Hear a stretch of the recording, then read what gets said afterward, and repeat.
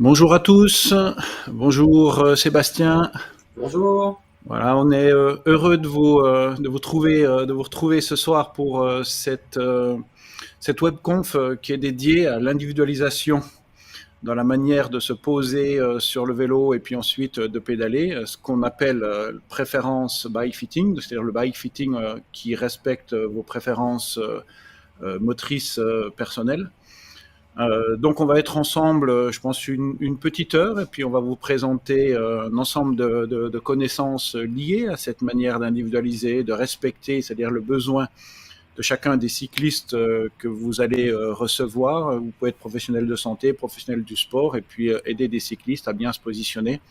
Alors bien se positionner, bien évidemment, pour être à la fois efficient et puis pour éviter de se blesser. Alors avant de commencer, j'aimerais juste m'assurer, vous êtes déjà assez nombreux à être là, merci à vous. J'aimerais déjà m'assurer que vous m'entendez bien. Salut David, bonjour du Canada. Florent, bonsoir à tout le monde. Salut Florent, salut Sylvain. Est-ce que vous pouvez juste me mettre dans le chat là à droite si vous m'entendez bien, s'il n'y a pas de souci. C'est toujours notre préoccupation qu'au niveau technique ça fonctionne. Alors j'attends juste vos retours.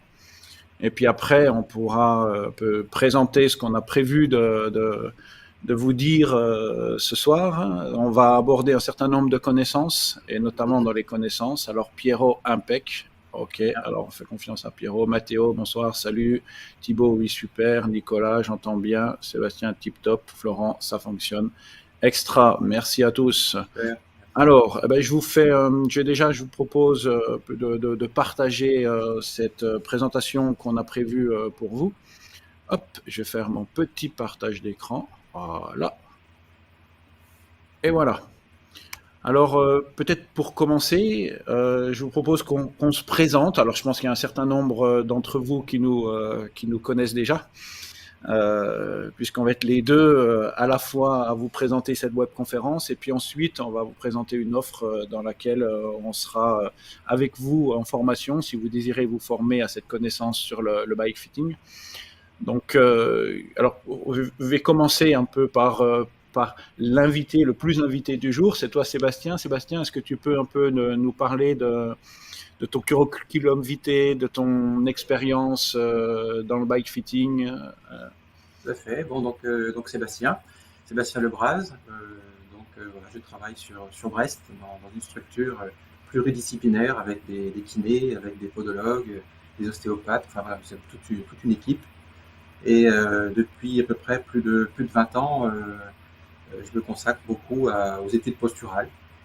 Donc voilà, ça me passionne aussi beaucoup. Donc moi je suis à l'origine plutôt athlète en fait. J'ai pratiqué beaucoup l'athlétisme. Et avant de faire de l'athlétisme, j'ai même fait du BMX. Pour vous dire que finalement, j'ai commencé d'abord par le vélo.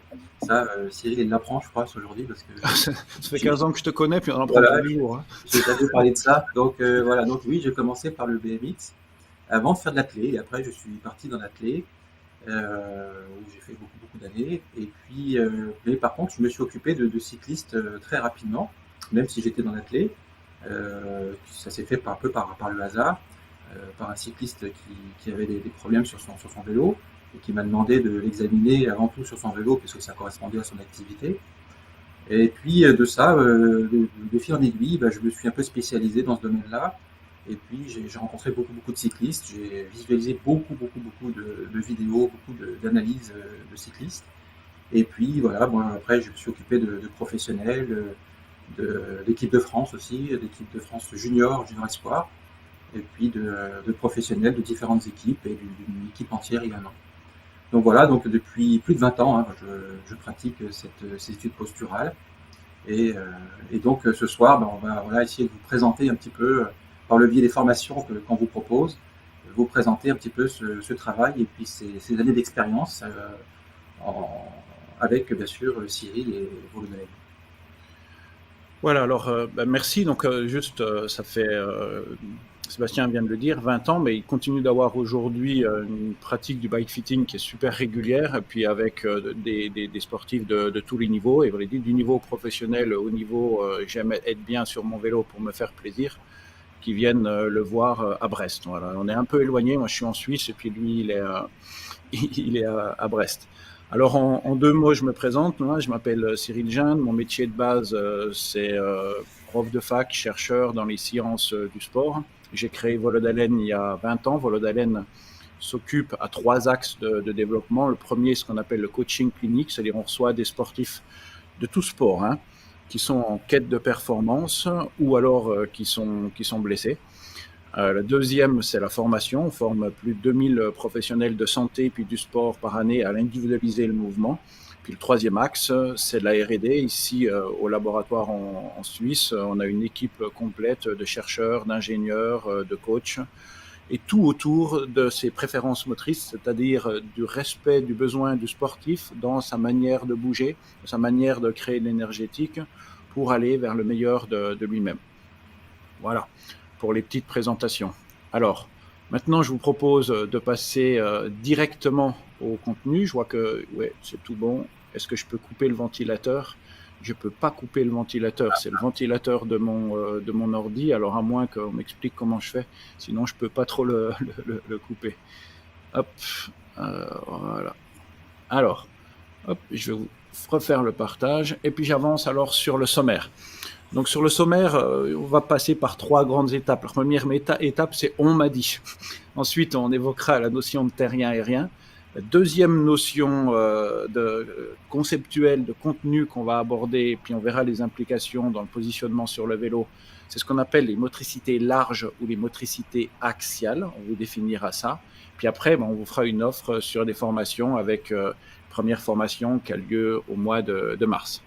Alors, je commence tout de suite, Sébastien, par... pendant des années, j'ai été responsable d'un institut de médecine du sport. Et puis, dans ce cadre-là, on avait côtoyé pas mal d'équipes sportives. Et puis, un des anciens coéquipiers d'un des meilleurs cyclistes des années 80 qui s'appelait Sean Kelly, alors qu'on parlait en fait de la biomécanique, de comment se positionner sur le vélo, lui disait, pour Sean Kelly, bien se positionner sur le vélo, c'était s'asseoir définitivement sur la selle, bassin bien ancré, et il disait, tu tournes tes hanches. Alors pourquoi ? Tu tournes tes hanches autour de ce point fixe dans l'ancrage, donc ton bassin, et pourquoi tu dois faire ça, et puis pas de balader de partout, parce que toute la force vient de ton centre, toute la force vient de tes hanches. Donc on voyait un Sean Kelly, position avec une bonne flexion de hanche, et puis un bon ancrage sur le vélo. Sébastien, tu peux un peu nous évoquer comment ça se fait que ce coureur, mais il n'était pas le seul, revendiquait ce type de position en flexion sur le vélo. Tout à fait, hein, c'est vraiment l'histoire du début en fait du positionnement sur le vélo. Des ingénieurs ergonomes se sont vraiment penchés sur cette question-là, à cette époque-là, dans les années 80. Avant, on ne pensait pas vraiment qu'il fallait scientifiquement analyser la position et essayer d'en tirer la meilleure efficacité, etc. Donc là, les ingénieurs se sont penchés sur ce système-là. Donc il y a plusieurs personnes qui ont fait ce travail-là. Et à l'époque, en faisant des tests en laboratoire, ils se sont aperçus qu'en étant bien ancrés sur le vélo, avec une certaine position compacte et tout en force, permettait d'améliorer l'efficacité. Et cette efficacité représentait en fait les cyclistes de l'époque, et c'était un peu cette image-là où il fallait être très solide, très fort en fait sur le vélo. Donc ça correspond un petit peu effectivement aux analyses et aux chercheurs qui ont travaillé à cette époque-là. Ok, alors parmi ces chercheurs, j'avais cru comprendre, c'est ce que tu expliquais, qu'il y en a un qui avait particulièrement d'importance. Et c'était un monsieur là qui s'appelait Claude Jeanzelin, c'est ça ? J'ai bien donné. Tout à fait. Donc, et puis lui, qu'est-ce qu'il avait proposé en fait ? Alors voilà, lui en fait, comme d'autres après ont suivi, comme d'autres ergonomes comme Armel André, des gens comme ça, qui se sont vraiment bien penchés sur la question. Et eux, l'idée c'était pour que la personne soit bien installée sur le vélo, il fallait d'abord mesurer la personne, prendre des mesures des segments, et en fonction de ces mesures de segments, appliquer des coefficients.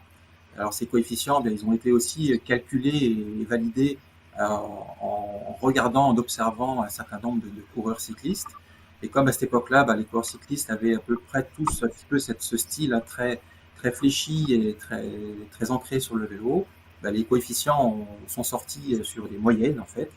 Et ce qui a donné ces fameuses références, qui sont d'ailleurs toujours utilisées, hein, donc ces références, pour pouvoir donner exactement le réglage de la hauteur de selle en fonction de l'entrejambe, en fonction des différentes mesures segmentaires. Donc c'est ce que tu disais, hein, c'est-à-dire actuellement, si on regarde ce qu'est le bike fitting, c'est une proposition d'individualisation dans laquelle on va venir mesurer plusieurs paramètres anatomiques, mais en particulier l'entrejambe. Puis en fonction de cette entrejambe, on va appliquer un paramètre. Par exemple, on va multiplier votre entrejambe par 0,65 pour venir déterminer quelle va être la hauteur du cadre. Tout à fait. On était vraiment dans l'ère de l'ergonomie. Donc l'ergonomie, pour que comme un poste de travail doit être adapté à un travailleur, là le poste de travail du cycliste, son outil devait être adapté à sa morphologie. Donc bien sûr, les ergonomes ont bien sûr déterminé des coefficients pour pouvoir faire un vélo efficace, on va dire. Ouais. Donc en fait, on peut dire qu'actuellement, parce que tu as dit, c'est quasiment tous les systèmes de bike fitting qui reposent sur ce principe. Actuellement, quand on fait du bike fitting, on va respecter les longueurs anatomiques du sportif, c'est bien ça. Voilà. Mais de manière, puisque ça a été établi au moment où c'était plutôt un système dans lequel on s'ancrait sur le vélo, de manière à être positionné plutôt ancré sur le vélo. C'est ça, tout à fait. Ça correspondait aux statistiques un petit peu de l'époque, puisque à l'époque, beaucoup de gens étaient quand même dans cette position-là, pour essayer de fournir de la force en fait sur le vélo, dû aussi bien sûr peut-être au braquet utilisé à l'époque, où il fallait vraiment être assez fort. Et par rapport au matériel aussi utilisé, bien sûr, on avait cette configuration-là. Alors ça, c'est un peu ce qu'on appelle le modèle dominant d'une époque. Alors on va voir que ce modèle dominant qui est là, je vais l'appeler modèle en flexion, il est présent pas seulement dans le bike fitting, pas seulement dans le vélo, on va le retrouver dans plein d'autres sports. Par exemple, historiquement, ça a été le modèle dominant qu'on trouvait dans le golf. Alors typiquement, là, on va voir un excellent et des meilleurs golfeurs au monde actuel qui s'appelle Jason Day. Historiquement, le modèle du golf, c'était on s'ancre et puis on va chercher un long swing pour pouvoir être super ancré. Et ce système d'ancrage, on disait, assure la stabilité de la tête qui assurait, elle, l'efficacité du swing. Donc si on regarde Jason Day, regardez bien, voilà, on va voir, si on regarde sa tête, on voit qu'elle ne bronche pas.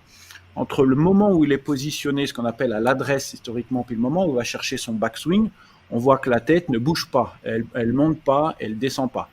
Et si on regardez bien à l'arrêt, je vous le mets là, regardez bien quand il est à l'arrêt, là, quand il est dans cette position de préparation, et on voit bien qu'il a un système de pied suffisamment large avec un ancrage du bassin. Un peu comme l'évoquait notre ami Sean Kelly sur le vélo. Et puis, il y a des gars qui sont arrivés, un peu style Tiger Woods, pas mauvais aussi, hein, et ils sont mis à se positionner de manière tout à fait différente. Si on regarde les jambes, on voit que les jambes sont beaucoup plus en ligne. Donc, ça veut dire qu'il est beaucoup plus en extension. Et pourtant, il réussit à taper dans la balle. Hein. Et après, si on regarde son swing, qu'est-ce qui se passe? Regardez, il monte, il fait son backswing, et à ce moment-là, regardez la tête, ce qu'elle fait. La tête, elle opère une descente. Donc lui, il ne respecte pas du tout la stabilité de la tête, il ne respecte pas le système d'ancrage, c'est comme s'il swingait en faisant un système de rebond. Donc une manière de jouer plus en flexion, stabilité, une manière de jouer plus en extension, rebond. Alors ce que l'on voit pour le golf, on va le voir dans quasiment tous les sports. Regardez par exemple, on peut se dire de Raonic, donc aussi qui est dans le top 10, un joueur qui était dans le top 10 du tennis. Et regardez sa manière de faire un coup droit. Il suffit de regarder la flexion de hanche. Regardez sa hanche, il prépare, regardez ce qu'il fait. Appui suffisamment large, je fléchis ma hanche, je viens dans un système d'ancrage et ensuite je vais taper dans ma balle. Donc lui respecte le système Sean Kelly, si on veut bien, hein, si je fais le lien avec le bike fitting. Regardez, ancrage, et ensuite je pousse. Il y a un autre gars qui s'appelle Federer, par exemple, qui n'est pas mauvais aussi au tennis. Regardez, lui, sa manière de faire. Au moment où il va taper la balle, regardez la jambe droite. eh bien, elle est quasi dans de l'extension. Il y a toujours un peu de flexion, bien évidemment. Mais il suffit de regarder, par exemple, l'angle entre le tronc et puis le bassin, et puis la cuisse, et vous allez voir que cet angle, il est relativement ouvert. C'est une bonne manière de caractériser les gens qui sont plus en flexion, les gens qui sont plus en extension.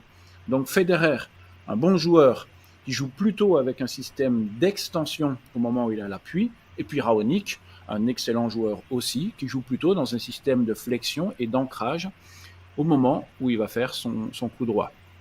Alors, je ne vais pas vous le faire pour 200 sports, mais je pourrais vous le faire pour 200 sports. Allez, je reprends par exemple le triple saut. Regardez, lui, là, il vient de faire l'an dernier une super performance. Il s'appelle Hugues Fabrice Zango. Donc, de nouveau, je vous ai pris parmi les meilleurs au monde. Regardez-le déjà courir, puis ensuite, regardez-le atterrir. Je vous en parle juste après. Voilà. Il se met à courir. Parce que souvent, il est dit qu'il faut courir en avant-pied. Regardez son avant-pied à lui. Voilà, ça s'appelle un bon talon. Il talonne, on vous en reparle juste après. Et regardez-le atterrir. Il s'assied quasiment. Alors, le système d'assise, par exemple, à l'arrivée, c'est ce qui est préconisé par quasiment tous les entraîneurs du triple au monde. Ça s'appelle terminer son saut. Voilà. Donc, on voit bien qu'il est dans de la force, il est dans un système d'ancrage et il termine avec son centre de masse qui vient plutôt sur l'arrière. Regardez maintenant ce que fait Jonathan Edwards. Jonathan Edwards, plusieurs fois recordman du monde du triple saut. Là, c'est un record du monde qu'il établit à plus de 18 mètres. Regardez maintenant sa manière de courir. Toc, toc. Et regardez comment il arrive. Il arrive tout droit, c'est-à-dire il ne termine pas son saut lors d'un record du monde, quand même. Et si vous regardez la manière de courir, de nouveau, il apparaît beaucoup plus sautillant, beaucoup plus léger. Donc on retrouve un système de plus d'extension rebond chez un champion du monde et chez un autre qui a des records et qui est au niveau quasiment identique, on retrouve ce système d'ancrage, de poussée et de quelqu'un qui vient s'asseoir. Il y en a un qui reste debout à l'atterrissage, il y a l'autre qui vient s'asseoir. Donc de nouveau, deux champions. Alors ce que je viens de montrer sur des performances, on peut le retrouver dans tous les exercices, dans tous les mouvements humains. Par exemple, une manière de faire un arraché, donc ça c'est le modèle classique de l'arraché. Voilà, la personne qui vient jouer dans de la flexion.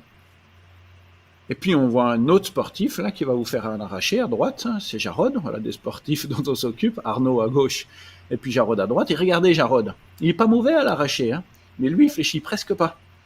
Donc il réalise de nouveau sa performance dans un système actif d'extension, plutôt type rebond, alors qu'Arnaud réalise sa performance en baissant son centre de masse, en venant dans un système d'ancrage. Donc ce que l'on voit un peu dans tous les mouvements, ce que l'on voit un peu dans toutes les manières de générer de la performance dans différentes activités physiques, on peut quand même se poser la question de savoir sur le vélo si on ne pourrait pas trouver le même système, c'est-à-dire si le système Kelly, appelons-le comme ça, Sean Kelly, si le système Sean Kelly n'est pas qu'un parmi plusieurs possibilités. Voilà la question qui nous est posée. Et pour répondre à cette question, je vous propose de simplement passer à la deuxième étape de notre exposé, à moins que tu veuilles ajouter quelque chose, Sébastien. Non, je confirme très bien ce que tu viens de dire. Donc c'est l'étape, maintenant je vais remplacer ce que l'on appelle, ce que j'ai appelé jusque-là flexion-extension par terrien et puis aérien. Mais avant ça, on regarde un peu ce qui peut se passer sur le vélo. Voilà, un sportif à gauche, je vous laisse d'abord regarder sa manière de pédaler. Puis après, je vous propose dans le chat, vous pouvez même d'emblée dans le chat me dire quels sont les mots qui vous viennent. Ça peut être des mots techniques précis, mais ça peut être aussi une impression. Quelle impression ce cycliste dégage? Ça peut être l'impression, ça peut être technique. Donc dites-moi tout ce que vous voyez dans ces manières de pédaler.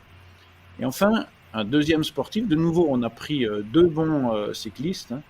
Un deuxième cycliste là à droite, et regardez sa manière de pédaler. Et de nouveau, je vous propose de me dire, donc le sportif de droite, le cycliste de droite, le cycliste de gauche, et vous me dites ce que vous pensez. Qu'est-ce que ça vous inspire, ces deux manières de pédaler? Quelle différence vous voyez? Je répète, ça peut être précis, ça peut être des grands sentiments, des grands mots. Donc, je vous propose de nous écrire ça juste dans le chat pour qu'ensuite on puisse le commenter. Alors, je vous laisse un petit peu de temps pour l'écrire. Voilà. Si vous voulez, je vous le remets encore une fois pour que ce soit un petit peu plus clair, même si on a déjà des bons premiers avis. Voilà, je vous laisse une dizaine de secondes encore. Le sportif de gauche. Qu'est-ce que vous voyez? Qu'est-ce qui vous inspire? Et celui de droite. Donc là, ils sont dans leur position habituelle, une position dans laquelle ils sont efficients, efficaces et dans laquelle ils se sentent bien. Derrière les préférences, il y a toujours une notion d'efficacité, de non-blessure et puis de sensation positive. Chaque fois, on retrouve ces trois systèmes. Voilà. Hop, alors je masque et puis je regarde ce que vous nous proposez. Alors, Pierre, talon bas. Alors Mathéo, il voit à gauche quelqu'un de terrien, voilà, puisque c'est ce qu'on met derrière le système d'ancrage terrien, des gens qui viennent mettre leur centre de masse plus proche de la Terre, mais je donne une définition un petit peu plus précise juste après, et un système d'ancrage. Pour Pierre, à gauche, il voit quelqu'un de plus ramassé et à droite, quelqu'un de plus éloigné. Donc, c'est un peu d'autres mots pour dire la flexion, ce qui se rapproche, les masses qui se rapprochent, et puis l'extension des masses qui s'éloignent. Pour Karl, à gauche, on a un pédalage. Ah, Karl devient plus précis. Il dit c'est un pédalage avec le talon bas, alors qu'à droite, c'est un pédalage avec le talon haut. Rémi, terrien, aérien, position du talon complètement différente. Ça, c'est David remarque aussi. Anthony revient sur un système pour dire c'est plus compact. Celui de gauche est plus fixe. Celui à droite, il voit des mouvements de bassin. Pour Mathéo, Sylvain nous redonne aussi le talon. Guillaume, talon plus haut. Celui de gauche est plus penché. À droite, de la force, avec un talon plus bas, à gauche. Donc, voilà. On retrouve en fait ces deux. Si je reprends tout ce que vous venez de dire en trois grands mots, il y a la notion d'être compact ou d'être plus élancé. Vous reprenez plus en extension pour la personne plus élancée et plus en flexion. Une notion plutôt de force pour la personne de gauche et puis une notion plutôt de légèreté pour la personne de droite. Et puis le troisième point que vous remarquez, qui est un point technique sur le pied, bien c'est un pied plus en flexion, donc plus en talon. Voilà, quand il est en bas, il y a plus en talon à gauche et puis plus en extension, donc le pied est plus en pointe, cette fois à droite. Sébastien, est-ce que tu arrives un peu à nous redonner, à nous dire qu'est-ce que ça peut signifier? C'est quoi? Qu'est-ce que ça veut dire ces grands systèmes? Peut-être en commençant par le système terrien. Donc par le cycliste de gauche, vous le remet. Hop, voilà. Ouais, donc tu arrives à nous un peu à me commenter? C'est vraiment deux effets loop que tu nous as montrés là, qui sont excellents, où on voit bien justement un effet où on voit que les angles sont quand même beaucoup plus fermés. Donc ce sont des angles de flexion, on le voit bien. Que ce soit au niveau du pied, de la cheville, du genou, de la hanche, on est plus compact, on est plus ramassé en fait sur le vélo, c'est un petit peu ce qui a été dit aussi. On peut aussi, quand on regarde, vous voyez les positions des mains, rien que la position des mains aussi, même chose, on voit des mains qui sont beaucoup plus en pronation, qui viennent peut-être justement interagir avec des chaînes musculaires particulières. Donc on voit bien que c'est un système où on est plus dans un schéma, comme tu l'expliques très bien d'ailleurs, un schéma de poulie. On a une poulie qui est fixe, un axe de poulie qui est bien fixe, et on a des centres de rotation qui vont évoluer, et sur un schéma qu'on appelle vraiment de poulie. Donc il faut qu'on soit bien sûr sur ce schéma-là très solide, puisque la poulie, il faut que son axe soit solide pour pouvoir évoluer, et on est bien sur quelque chose qui est plus un pédalage beaucoup plus rond, avec un cycle de pédalage. Si on prend la pattern du pédalage, et qu'on suit par exemple le mouvement de la cheville, on va avoir une cheville qui va vraiment pratiquement évoluer sous la forme d'un rond, et on est bien sous une forme de poulie. Donc effectivement, là on rentre un peu plus dans la configuration d'un schéma terrien, avec l'explication des chaînes musculaires qu'on va aborder par la suite, mais on voit bien que c'est quand même une motricité particulière. Ok. Et puis quand on passe bien sûr sur l'autre schéma, donc l'autre versant. Peut-être si on fait une synthèse sur ce type-là, ce type terrien, on dit il y a un point fixe. C'est pour ça que Sean Kelly disait ton bassin il doit être bien positionné sur ta selle. Exactement. Ce point fixe doit être plutôt bas. Oui. C'est vraiment ce système d'ancrage. Et à partir de ce point fixe, je vais utiliser ma triple articulation avec des angles qui vont être plus fermés, parce que ça va être ça, c'est ça le système d'ancrage, pour venir faire voilà, ce qu'on appelle un système de la police, c'est-à-dire une espèce de rond parfait. Mais alors on pourrait dire quand même, le rond, de toute façon, on pédale rond, non? Puisque le pédalier, il est rond. Il y a d'autres manières de faire? Alors, c'est ce qu'on va voir tout à l'heure dans l'autre système, hein, dans l'autre façon de pédaler, où si on s'attache encore à ce point de la cheville sur un cycle complet du pédalage, on va s'apercevoir que ce pattern de pédalage ne va pas être tout à fait le même. Ce rond ne va pas être justement aussi rond. Hein.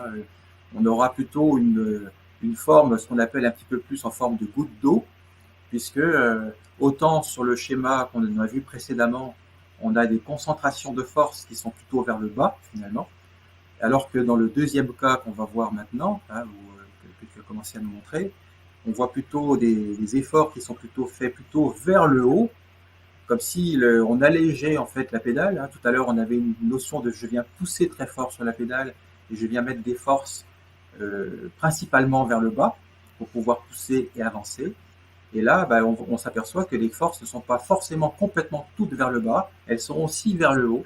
Et c'est ce qui va donner cette élévation, notamment dans la phase de tirage, cette élévation du talon, et qui donne cette image où on voit un talon qui est quand même assez haut perché. Alors vous l'avez dit, hein, ça donne un sentiment que le sportif il est léger, presque qu'il rebondit sur ses pédales, quoi. On pourrait presque dire qu'il pédale élastique. Tout à fait. Dans une sensation de rebond. Il met les intentions à un autre endroit, à un autre moment. Ce ne sont pas les mêmes intentions, pourtant l'efficacité, le résultat il est le même. Pour les deux cyclistes, ils vont pouvoir dégager la même puissance, mais pour pouvoir vraiment donner cette puissance, ils ne vont pas utiliser le même fonctionnement. Ils ne vont pas mettre les mêmes angles de flexion. Là, on va le voir après dans le déroulé de la suite. Alors, tu as remarqué ce pied plus en extension, et puis tu avais parlé des mains avant. Là, on a le sentiment qu'il tient presque pas. Bon, c'est parce qu'il est fixe qu'il tient presque pas son guidon. Là, c'est un peu bizarre sa manière de. Là, on est plus dans ce qu'on appelle le modèle masse-ressort, hein, où on va plutôt venir mettre des mains dans cette fois-ci dans une position de supination. Hein, tout à l'heure, les mains étaient beaucoup plus en pronation pour venir justement ancrer davantage, amener plus de flexion et d'ancrage.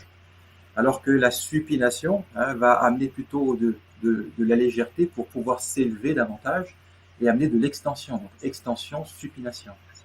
Donc effectivement, jusqu'au positionnement des mains, jusqu'à cette notion de aussi, est-ce que je suis très très ancré et très fixe sur ma selle, ou au contraire, est-ce que je donne la sensation ou l'impression que je bouge un peu sur ma selle comme si j'avais besoin de faire jouer mes élastiques en fait finalement. Oui, d'accord. Alors peut-être ce qu'on vous propose maintenant, c'est d'essayer de comprendre pourquoi il en est ainsi. Donc de définir qu'est-ce qui peut faire en sorte qu'on vienne prendre des positions aussi différentes tout en étant aussi efficients l'un que l'autre. Pour le comprendre, on doit se référer à la manière dont notre cerveau il interagit avec des chaînes musculaires préférentielles. Donc là, le plan dont on parle, c'est le plan avant-arrière. Et dans ce plan avant-arrière, et ça c'est depuis la naissance, c'est écrit en chacun des sportifs, eh bien, on pourrait se dire que c'est bien de se positionner en plein milieu pour éviter de tomber. Mais dans les faits, on observe que en plein milieu existe très peu. Il y a une tendance, selon qui l'on est, à positionner son centre de masse, donc à positionner sa tête plutôt en avant ou plutôt en arrière. Au départ, l'enfant, il va osciller.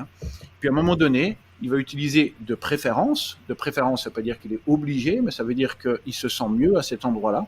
Il va utiliser plutôt de préférence, par exemple, l'avant.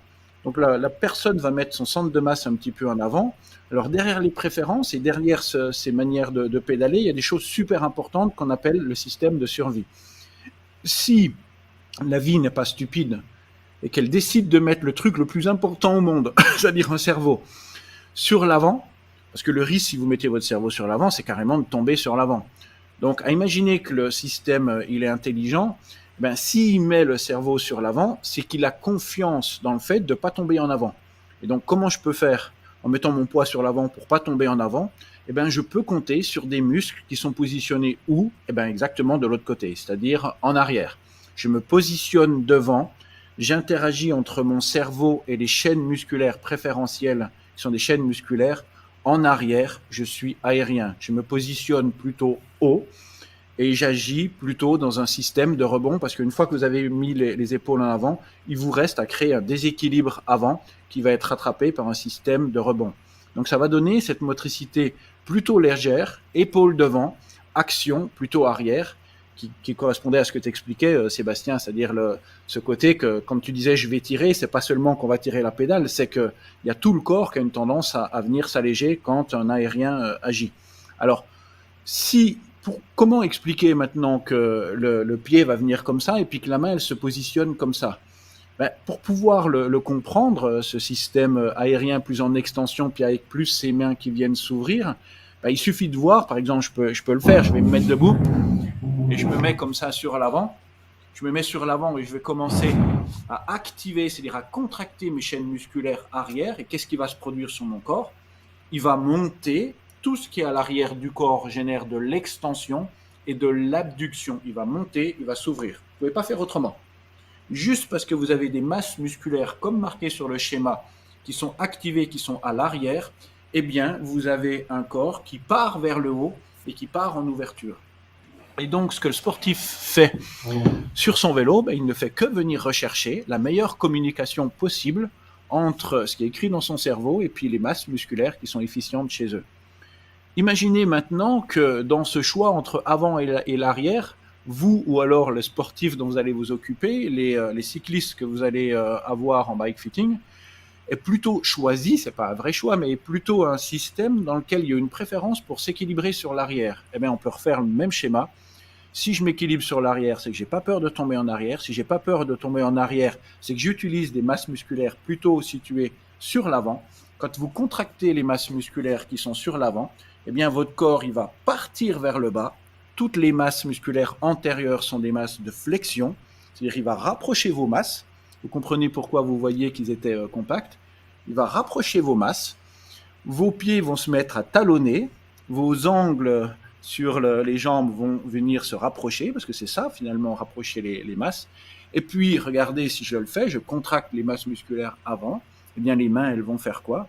Elles vont créer ce système qui est plutôt ce système de pronation, de fermeture, d'adduction, qui est caractéristique des positions qu'on vient de donner sur le vélo. Donc derrière ces impressions que vous avez eues, derrière chacun des éléments techniques, et puis il y en a beaucoup d'autres qu'on aborde dans la formation, eh bien c'est bien un besoin vital, ce qu'on appelle une préférence motrice qui est à l'œuvre et qui rend le sportif plus efficient, avec de meilleures sensations, puis avec moins de risques de blessures. Donc voilà l'explication à ces positions-là qu'on vient de voir. Et donc, au moment du modèle unique, bien évidemment, on ne pouvait pas les trouver parce que chaque fois qu'il y a eu un modèle unique qui est arrivé, en fait, c'est comme si dans la gamme des possibilités humaines, on avait coupé pour dire qu'il n'y en avait qu'une qui était bonne. Alors actuellement, par exemple, dans la course à pied, c'est la manière de courir aérienne. Historiquement, dans le bike fitting, c'était un système terrien. Au départ, dans le golf dont on a parlé, c'était un système terrien. Alors, comme il y a des gens comme Tiger Woods ou McIlroy qui sont arrivés depuis, ils sont un petit peu plus paumés parce que si on regarde les meilleurs, ils ont toutes les manières de faire. Et en fait, on est dans un temps dans lequel les choses se rouvrent parce que plus personne ne croit au modèle unique et on a bien raison de ne plus y croire. Ok, alors partant de ce que l'on vient d'observer, je vous propose maintenant de voir un avant et puis un après. Alors, tu peux peut-être déjà juste, et puis on va demander après à ceux qui nous suivent, on va vous demander ce que vous en pensez. Qu'est-ce que vous voyez comme différence? Tu peux peut-être déjà nous dire, Sébastien, quel est le contexte pour ce jeune qui est venu demander un bike fitting. Et puis conjointement, je vous montre les manières de pédaler. Donc avant à gauche et après, donc après avoir fait un bike fitting avec Sébastien, c'est la position à droite. Donc déjà, sans nous parler des positions, pour laisser commenter en fait les personnes qui nous suivent là, tu peux juste peut-être parler du contexte. Oui, le contexte, donc c'est un jeune cycliste dont le père a eu un très très bon niveau en cyclisme. Et donc le père a une motricité plutôt aérienne. Et puis voilà, il m'emmène son fils, un peu désemparé parce que il comprend pas, ça fonctionne pas, ça va pas, il a des douleurs, ça va pas du tout sur le vélo. Et puis voilà, on voit bien la vidéo de gauche quand le cycliste arrive et qu'on le voit, voilà, on va dire brut de décoffrage, hein, comment il est positionné sur son vélo et voilà ce qu'il fait au niveau de sa motricité. Avec les interrogations bien sûr du père qui voudrait absolument le rendre, si possible, plus actif sur le vélo parce qu'il a l'impression qu'il se désunit, qu'il se stabilise pas, qu'il perd vraiment de la puissance. Alors, je vous remontre, puis je vous demande de nous donner vos commentaires. Je vous remonte le avant. Alors, je vous le mets en grand. Je vous montre le avant et puis le après. Donc, dites-nous dans le chat ce que vous en pensez. Donc, à gauche, on voit ce jeune cycliste avant le bike fitting. Et puis à droite, on voit la position après bike fitting réalisé à Brest chez Sébastien. Voilà, je vous laisse une dizaine de secondes. Puis dites-nous ce que vous pensez de ces deux positions et puis également des manières de pédaler. Alors, il y a Anthony qui nous dit ça bouge.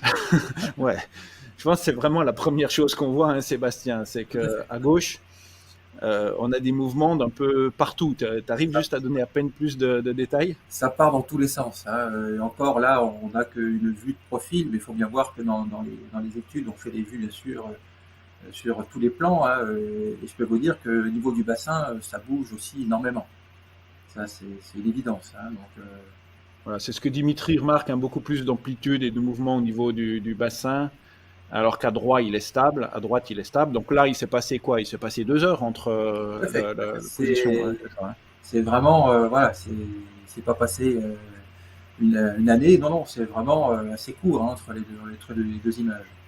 C'est le gros avantage avec les préférences. Hein. Quand vous êtes sorti d'une préférence et qu'on vous ramène dedans, c'est pas quelque chose qui se passe à 2 mois, à 3 mois, à 4 mois, c'est immédiat. Et pourquoi c'est immédiat? Pas parce que c'est magique, parce que c'est déjà écrit, le système, l'efficience du système est déjà écrit dans le corps du sportif. Donc vous venez juste permettre d'actualiser un potentiel que le sportif a déjà.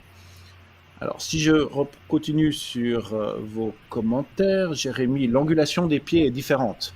Ouais, bon, voilà. On peut voir clairement qu'à gauche, c'est un système un peu incohérent parce qu'on voit beaucoup de flexion sur le haut et puis beaucoup d'extension sur le bas. Donc, c'est comme s'il y avait une chose et puis son inverse. Voilà, le drop, Guillaume remarque le drop, manque de stabilité, il guidonne beaucoup, Samuel fait remarquer. Pédale plus rond, main plus haute, coude plus fléchi, Adrien, moins vers l'avant, voilà, parfait. C'est exactement ça. Donc en fait, est-ce que je peux dire de manière juste qu'à gauche, c'était un système, on peut même pas dire terrien ou aérien, c'était un système incohérent? Tout à fait, c'est exactement ça. Hein. La réponse, c'est vraiment que on voit bien que pour qu'une préférence s'exprime correctement, il faut qu'il y ait une certaine cohérence dans l'ensemble du système. Et là, on s'aperçoit qu'il y a une complète incohérence entre ce que la cheville fait, puisque on a parlé tout à l'heure qu'une cheville qui avec un talon qui était peut-être assez haut évoquait plutôt un pédalage peut-être plutôt aérien. Et puis, par contre, on se rend compte qu'il y a un genou qui est très fléchi, donc comme si on cherchait à fermer l'angle du genou et à ouvrir l'angle de la cheville. Donc là, on est bien sûr sur, on ne peut pas dire c'est aérien, c'est terrien, on ne sait pas. C'est incohérent, il y a un mélange d'extension et puis de flexion. Quoi. Voilà, c'est un mélange. Et ce mélange, d'ailleurs, il est souvent très révélateur, soit de pathologie, soit de perte d'efficacité sur le vélo, puisque à partir du moment où le corps n'arrive pas à se coordonner sur l'ensemble des chaînes musculaires et sur cette cohérence des chaînes musculaires, eh bien, on va déclencher des pathologies ou une perte d'efficacité. Donc à droite, toi, ce que tu as fait, c'est que tu as fait, là, dans les formations, on vous présente le testing des motricités, c'est-à-dire qu'il y a tout un protocole pour s'assurer que la personne est plutôt dans une motricité naturelle terrienne ou plutôt dans une motricité naturelle aérienne. Tu as vu que lui était terrien et puis tu es venu positionner selon les angles typiques, selon l'ensemble de la compétence ou des manières habituelles de se positionner pour un terrien. Les sensations, l'issue, c'était quoi, ce gamin? Il disait quoi? Aux sensations, La sensation de ne pas pouvoir se stabiliser, d'être. Alors, c'est aussi beaucoup le père qui disait, mais il n'est pas stable du tout, il n'arrive pas à mettre de la force, ça bouge de partout. Voilà, donc lui, sensation, c'est une sensation de l'impression de pédaler dans la choucroute. Voilà, il pédale dans le vide, il n'arrive pas à donner sa force, et puis et ça devient infernal en fait, hein, donc, dans ce genre de situation. Ouais. Et Et après, d'ailleurs, souvent, ces gamins-là, ils finissent par arrêter le vélo parce que ouais. ils n'ont pas de plaisir, ils sentent que ce sont des efforts qui sont faits pour rien en fait. Et après, Et après, la sensation, c'est une sensation vraiment de force, d'efficacité, de plaisir de rouler, et qui change complètement la donne. Ça, c'est une évidence. ça c'est vraiment une chose, vous savez, les préférences, on peut être pour, on peut être contre, on peut essayer de comprendre ce que ça veut dire, mais quand vous êtes avec le sportif et que vous commencez à mettre des mots et de la compétence sur une sensation que le sportif a, là où c'est le plus facile, c'est incroyable les implications, ce que ça donne pour le sportif. Il dit, mais c'est incroyable. On l'a même vu, par exemple, la dernière formation, il y a un pro qui était là. Et puis, si je me souviens bien, c'est Sébastien, parce que des fois, on pourrait se dire, oui, mais tous les gens qui ont un niveau correct, ils ont trouvé leur bonne manière, puisqu'ils vont aller chercher les sensations à l'endroit où ils sont le plus efficients. Et la dernière fois, par exemple, typiquement, il y avait un pro qui était là à la formation bike fitting, et puis il a terminé avec une position, c'était combien, je crois, 2 cm plus haut sur sa selle. De hauteur, ce qui est quand même incroyable. Hein, ce qui est incroyable pour un pro, et il se dit, bon, non, c'est bon, il faut que je recommence ma carrière, quoi. Ouais. Oui, il était complètement, d'ailleurs, remotivé, reboosté, et avec aussi une des bien meilleures sensations, en fait. Alors, on se demande, on dit pourquoi, comme tu as dit, pourtant, bon, ils font des parcours professionnels, etc., donc ils sont quand même aussi très bien coachés, etc., mais quelquefois, tout simplement parce qu'ils vont se positionner par rapport à ce qu'on va leur dire, et par rapport à un ensemble de situations qui font qu'ils se retrouvent à un moment donné dans cette position-là, et puis ils vont garder cette position au fil du temps, au fil des années, en se disant, bah oui, c'est comme ça que j'ai toujours été, donc il n'y a pas de raison que ça fonctionne pas bien comme ça. Mais ils ne sont pas allés vraiment chercher autre chose, en fait. Hein. Alors bien sûr, il ne faut pas non plus que ça parte dans tous les sens et qu'on dise, je vais tester n'importe quoi et on va voir si ça marche. Non, il faut qu'il y ait quand même une logique, et puis que ça aille dans le bon sens et dans le respect de cette cohérence des chaînes musculaires qui sont vraiment en lien avec les préférences. Extra. Alors, là, je ne sais pas si ça avait été mesuré, mais il arrive régulièrement que dans des cas avant-après, on mesure, nous ici au labo, on a l'ensemble du matériel pour pouvoir le faire, on mesure. Non seulement on s'occupe des sensations, mais on s'occupe bien évidemment des performances. Donc on mesure le rendement, c'est-à-dire on met un truc qui prend la consommation d'oxygène, et puis on regarde en même watts, qui sont les watts habituels de pédalage pour la personne. Eh bien, si la personne utilise moins d'oxygène pour venir pédaler, moins ou plus, selon que la position, donc le rendement s'est amélioré, pour pédaler à la même puissance. Un peu comme si vous aviez une voiture, vous avez fait un réglage, et puis au départ, vous étiez à 10 litres au 100, puis vous passez à 8 litres au 100. Voilà, par exemple, c'était un cycliste aérien de niveau national qui est venu, exactement comme on l'a évoqué, mais là, à l'inverse, il avait été positionné un peu bas, et puis il était de motricité aérienne. On l'a remis sur les éléments de sa motricité en augmentant de 0,7 cm sa hauteur, ça a été de 0,7 à 1 cm, et on voit que là, il gagne 3,7% de rendement, ce qui est énorme, hein. 3,7% de rendement. Alors si je prends les chiffres de course à pied, c'est 2,5% d'efficacité en plus sur le chrono final. Voilà, donc derrière, j'insiste, derrière les préférences, vous avez toujours à la fois les sensations et à la fois l'efficacité. Alors, donc, si on fait un point sur ce qu'on vient de dire, il y a eu le temps de l'anatomie. Donc, il y a eu des repères anatomiques qui ont été pris. On les a donnés, par exemple, pour l'entrejambe, et qui étaient prises en référence à une position qui était une position d'ancrage. Et en fait, là, dans la formation, qu'est-ce qu'on va faire ? Vous allez apprendre ce que c'est que terrien aérien. Vous allez apprendre les manières de tester ces motricités terriennes aériennes. Ensuite, on va vous donner à la fois le système classique, c'est-à-dire qu'on va donner les grands paramètres, mais cette fois les paramètres anatomiques qui valent pour les motricités terriennes et pour les motricités aériennes. Bien évidemment, les paramètres ne seront pas les mêmes. Et également, en fait, il y aura une procédure qui va partir des angles. Donc, il va y avoir des angles, des systèmes d'angles, à la fois cuisse-jambe, à la fois pied-jambe, des systèmes d'angles. On vous montrera comment mesurer ces systèmes d'angles et puis comment aller respecter les systèmes d'angles qui correspondent à chacune des préférences terriennes et aériennes. Alors ça termine bien évidemment, là on vous montre toute la procédure, on vous amène l'ensemble des outils par un rapport complet qui est remis aux sportifs. Est-ce que tu voulais ajouter une chose sur le système terrien-aérien? Donc la synthèse, c'est qu'aujourd'hui, nous, on considère que le maximum de performance vous est donné par votre biologie, par qui vous êtes, et puis on essaie juste de venir dans cet interfaçage avec le vélo, venir respecter ce que votre biologie nous dit de vos besoins. Plus en flexion, plus en extension, plus en haut, plus en bas, plus en avant, plus en arrière, avec un système plus atalonné ou un système plus en extension, avec des mains qui viennent plus en pronation ou des mains qui viennent plus en extension, et un ensemble d'autres paramètres qu'on évoque dans la formation. Tu voulais ajouter un élément Non, bon, ce qu'on peut peut-être ajouter, c'est juste, c'est exactement ce que tu viens de dire, hein, mais sur le système vraiment mécanique, on est quand même sur un système qui est polyarticulaire. Et donc dans ce système polyarticulaire, c'est évident qu'il faut bien sûr évaluer comment évoluent pourtant les angles, hein, plutôt que de venir peut-être mesurer un segment et de voir comment ce segment agit juste par rapport à un centre de rotation, par rapport à une simple rotation. Là, on est quand même sur une combinaison de plusieurs articulations. Et donc ces combinaisons vont être importantes à évaluer en termes de valeur angulaire, pour pouvoir voir si est-ce que le schéma complet est vraiment dans un schéma plus de flexion, dans un schéma plutôt d'extension, et venir valider tout ce que tu as dit en fait. Voilà, et pour ça, on donne une procédure qui est bien élaborée.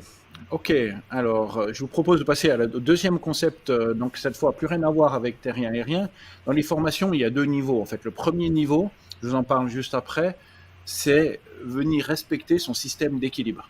Le deuxième niveau, c'est comment le cycliste va bouger autour de son centre de masse. Donc, bon positionnement du centre de masse. Deuxième niveau, comment le sportif va bouger autour de son centre de masse.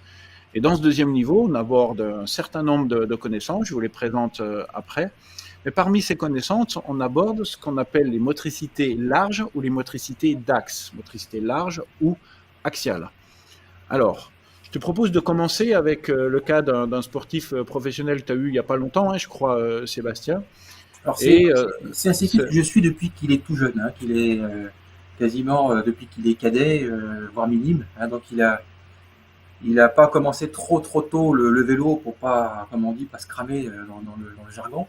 Mais voilà, c'est un cycliste que je suis depuis qu'il est tout jeune. Et puis j'ai eu la chance de suivre aussi son père pendant toute sa carrière. Et puis justement, voilà, à la fin de sa carrière, son père m'emmène son fils, donc il y a déjà quand même pas mal d'années quand même. Hein. Parce qu'il a justement des interrogations par rapport à son fonctionnement sur le vélo, notamment avec une différence entre une position avec les bras très très proches, une position très axée on va dire, et puis une autre position où il a plutôt un cintre un peu plus large, où il peut largement débattre ses bras, où il peut facilement élargir ses bras. Et donc c'est un petit peu comme ça que j'ai pu rencontrer Valentin. Donc son père me dit, voilà, je comprends pas, il y a une perte énorme de puissance, 40 watts, entre une position où il est normalement axé et puis il serait normalement très aérodynamique, et alors qu'il regagne ses 40 watts quand il a la possibilité d'élargir, d'ouvrir un peu ses bras. Donc il perd 40 watts sur son vélo de piste, voilà, parce qu'il a un guidon qui lui impose de garder les bras proches, c'est ça, hein? Alors que normalement c'est l'inverse, hein, sur un guidon de chrono, lorsqu'on a un point d'appui supplémentaire sur l'avant-bras, on doit pouvoir au contraire fournir encore plus de watts normalement sur un vélo de chrono que sur un vélo de route. Et là, curieusement, dans ce cas-là, c'était l'inverse. C'est-à-dire qu'il avait plus de watts sur son vélo de route que sur son vélo de chrono. Donc c'est qu'il y avait quand même quelque chose. Et c'était l'interrogation du père. C'est comme ça que le père dont je me suis occupé des années m'a emmené son fils en me disant, il y a quelque chose qui ne va pas, et trouve-moi la solution. Puis qu'est-ce que tu as fait? Eh bien, on a tout simplement respecté un petit peu ce que son corps demandait. Hein. C'est-à-dire que Valentin a besoin justement d'élargir. Alors bien sûr que sur un vélo de chrono, on ne va pas s'amuser à élargir énormément les bras. Il faut quand même qu'on respecte certaines choses aussi physiques. Donc, mais en tout cas, rien qu'en élargissant l'écartement de ses bras, Valentin a retrouvé bien sûr ses 40 watts. Voilà. Donc son cintre, c'est-à-dire en changeant un paramètre donc de position, un paramètre mécanique. Tu as récupéré 40 watts. On change voilà, l'efficacité. Et pourtant, en termes d'aérodynamisme, on pourrait penser qu'on serait moins aérodynamique puisque j'ouvre un peu plus mes coudes. Donc on pourrait se dire, tiens, ma surface frontale est peut-être plus importante. Et finalement, on s'aperçoit qu'en résultat de puissance développée, la puissance est quand même meilleure.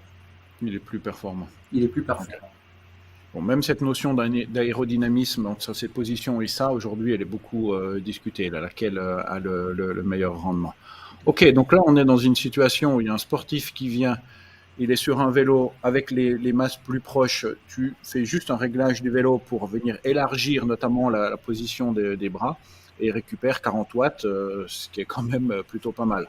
Alors, quand on regarde par exemple un peloton où là typiquement vous avez une photo dans un sprint, ben on va voir que certains, parce que là on ne peut pas dire qu'ils ne mettent pas la puissance maximale, quoi. Mais on va voir que certains sportifs auront une tendance à garder ces masses, ces coudes-là plus proches de l'axe, quand d'autres vont venir élargir.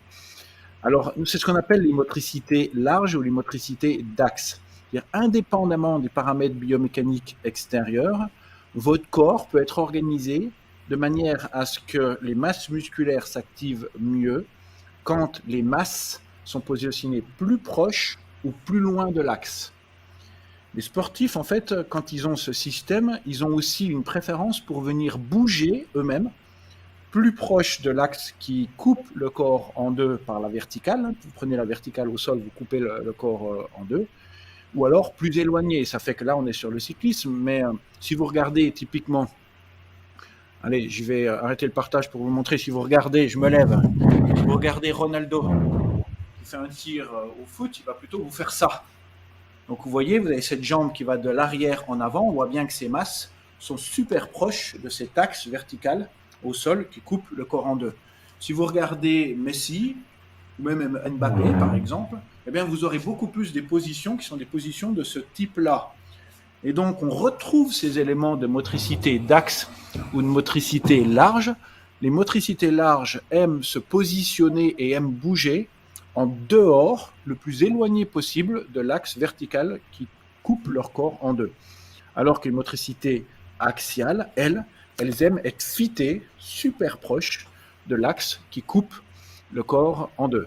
Donc de nouveau, on le retrouve dans tous les sports, ce système, et ça vient affecter un grand nombre de paramètres biomécaniques, de manière de bouger. Alors là, il y a une slide où on en donne quelques-unes, tu peux un petit peu nous commenter. Donc système axial proche de l'axe, on a quelques paramètres qu'on vous donne là dans les formations. De nouveau, chaque fois, il y a à peu près une dizaine d'éléments qui peuvent être impliqués. Là, on vous en donne, parce qu'on est dans une webconf, on vous en donne quelques-uns.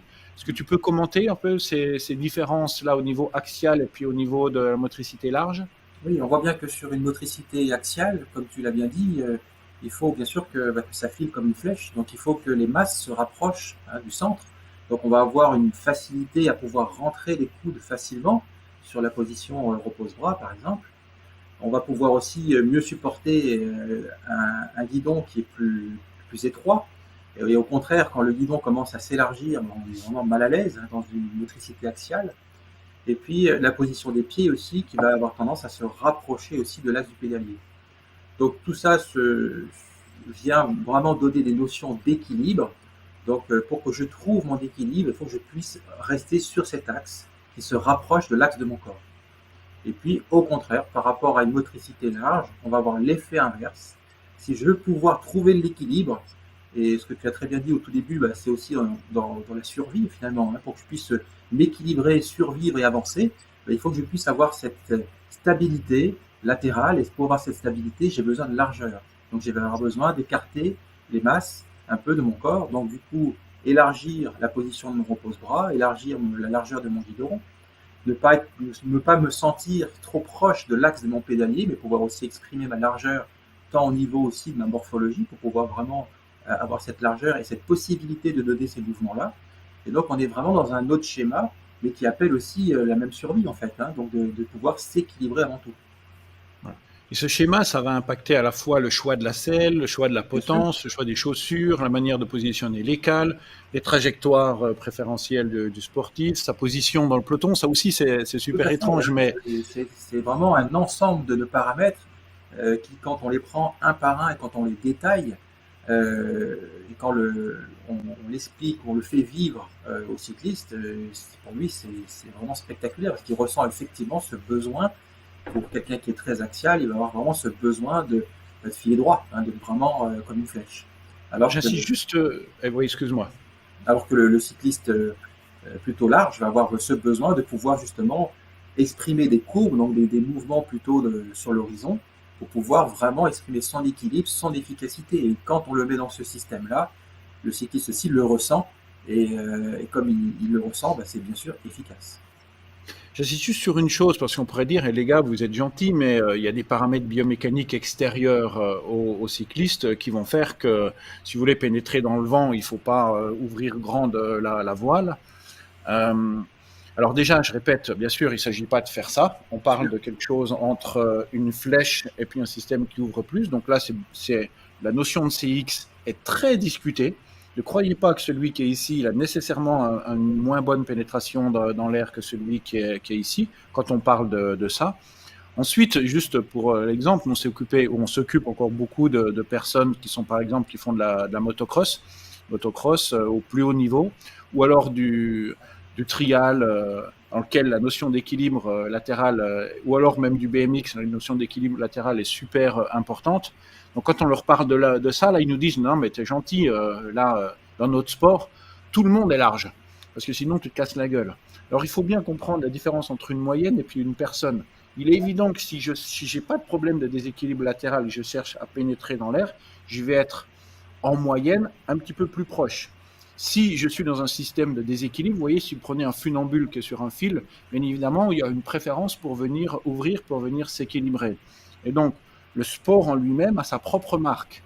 Mais sur cette propre marque, et là je leur montrais simplement, il suffit d'aller au bord d'une piste et je dis, dis-moi entre lui qui est comme ça et celui qui est comme ça, si tu vois pas une différence.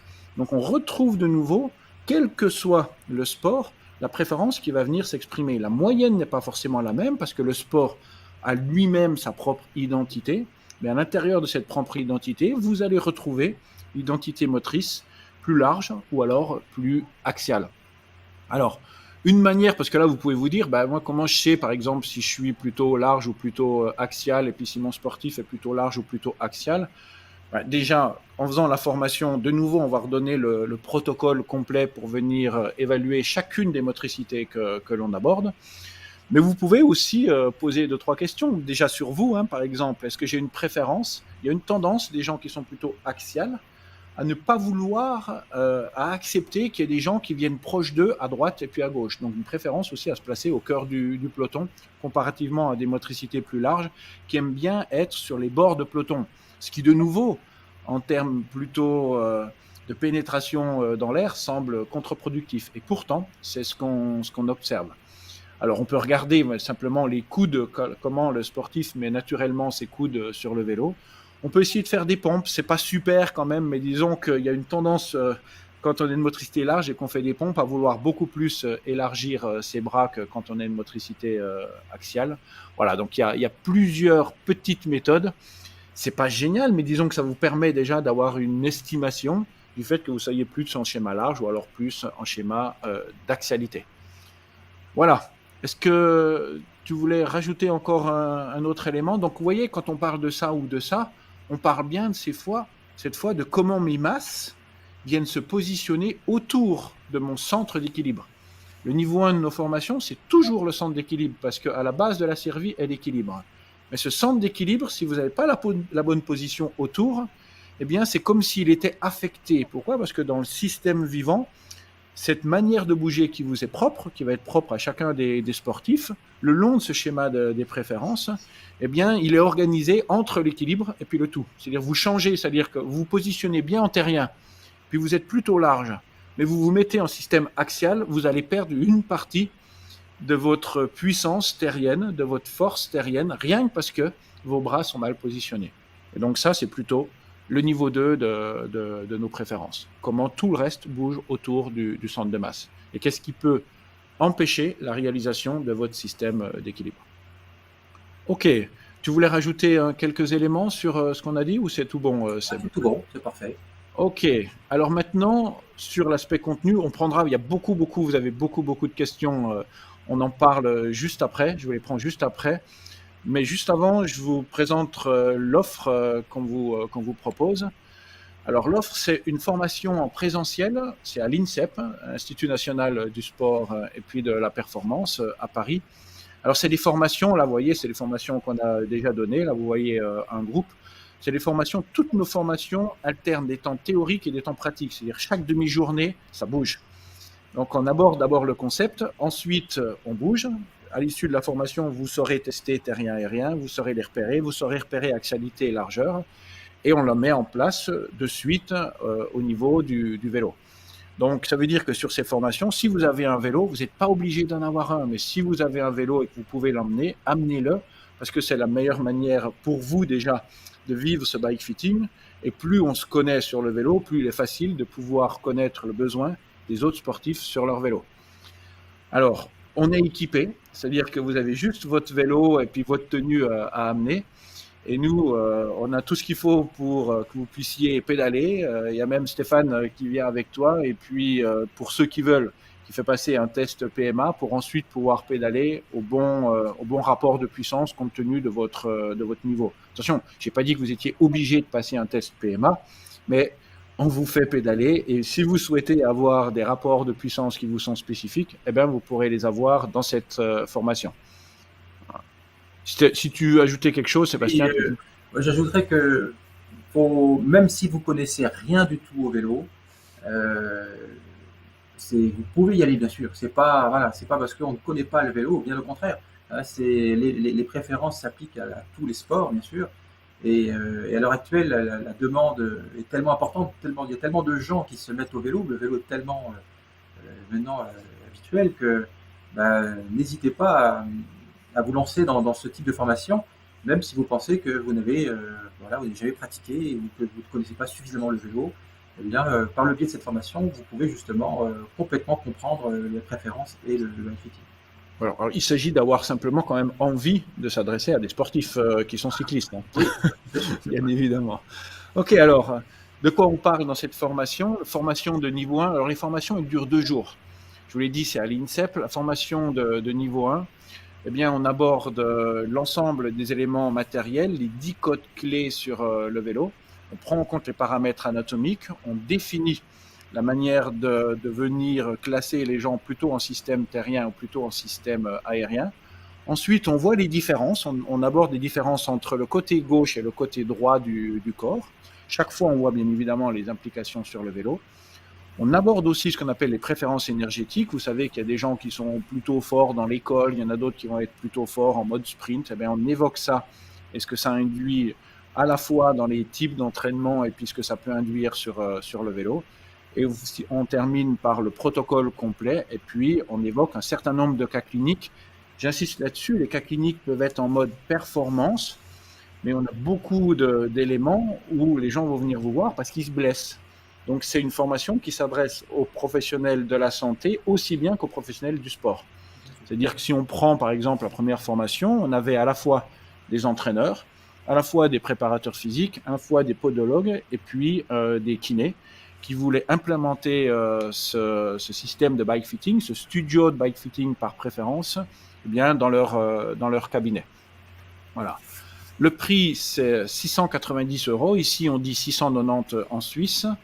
Et puis, c'est le 25 et le 26 mars à Paris. Si vous prenez la formation ce soir, eh bien, on vous offre la partie, on a tourné en e-learning.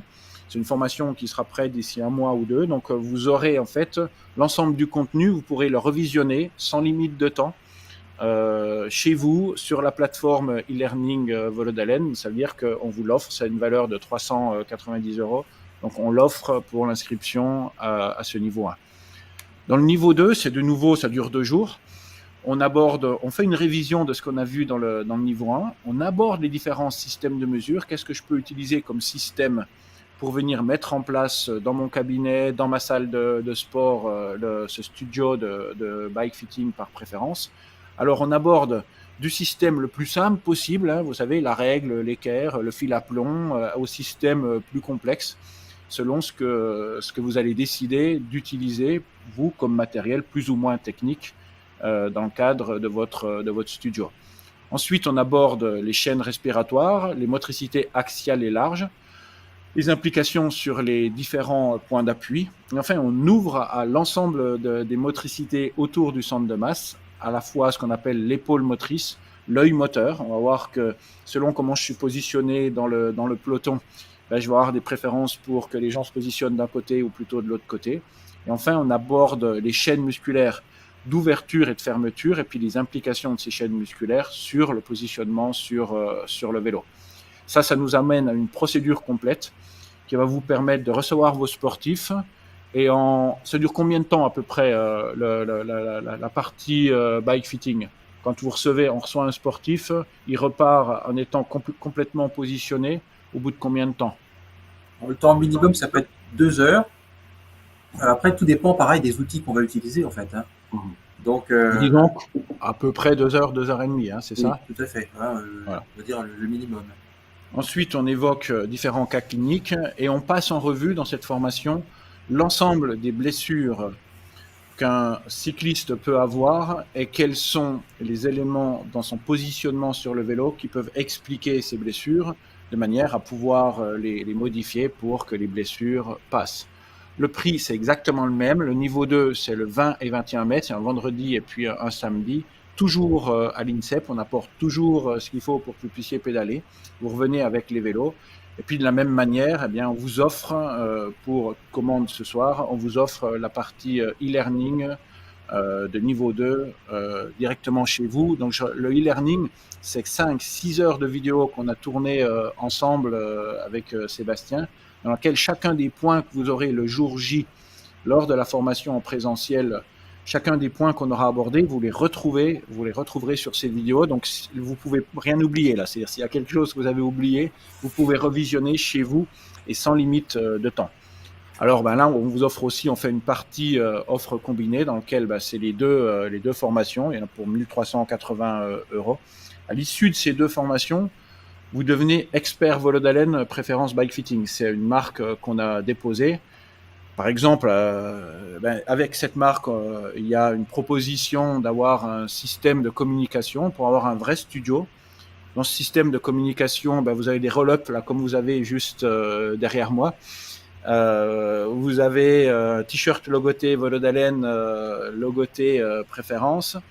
Vous avez 2 posters exclusifs, des flyers de communication. Donc, nous, on essaie de tout faire pour que vous puissiez communiquer autour de votre cabinet, autour de votre salle, que le spécialiste qui va être capable de respecter votre besoin d'individualisation, eh bien, c'est vous. Et vous êtes ensuite nommé sur un annuaire, qui est présent sur le site Volodalen. On a chaque fois beaucoup de demandes pour est-ce qu'il y a un kiné qui est formé aux préférences, est-ce que j'ai un podologue qui est formé aux préférences, est-ce que je peux avoir un spécialiste du bike fitting qui est formé aux préférences, c'est-à-dire qu'on a un annuaire où toute personne qui le souhaiterait peut aller voir l'ensemble des professionnels qui sont formés aux préférences motrices. Alors, un exemple juste économique, Mika, qui a fait la formation avec nous au printemps dernier, depuis qu'il a fait la formation, il fait à peu près 4 bike fitting par semaine. Il les vend aux alentours de 300 € pour le bike fitting complet, ce qui lui fait quand même un revenu complémentaire sur son cabinet. C'est un professionnel de santé de 4 000 € par mois.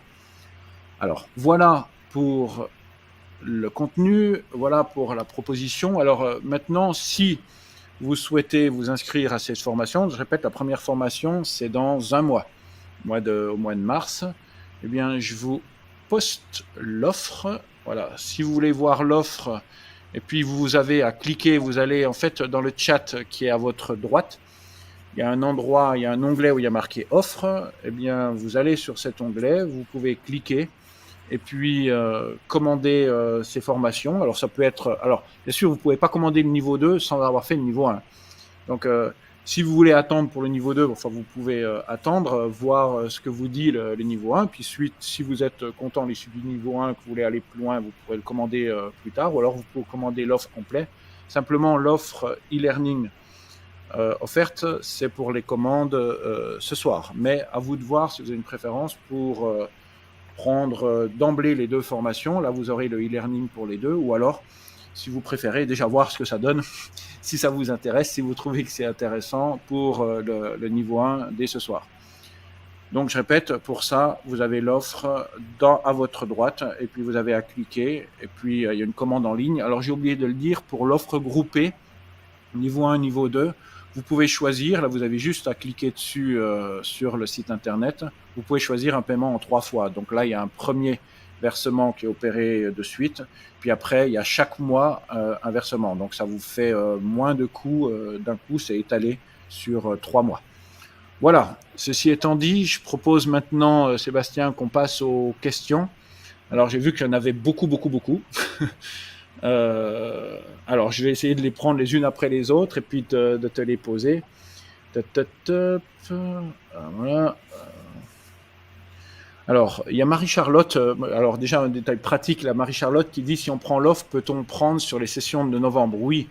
Alors, en fait, je vous ai donné les sessions qui étaient les sessions du printemps. Il y en a aussi avec Sébastien une session à l'automne.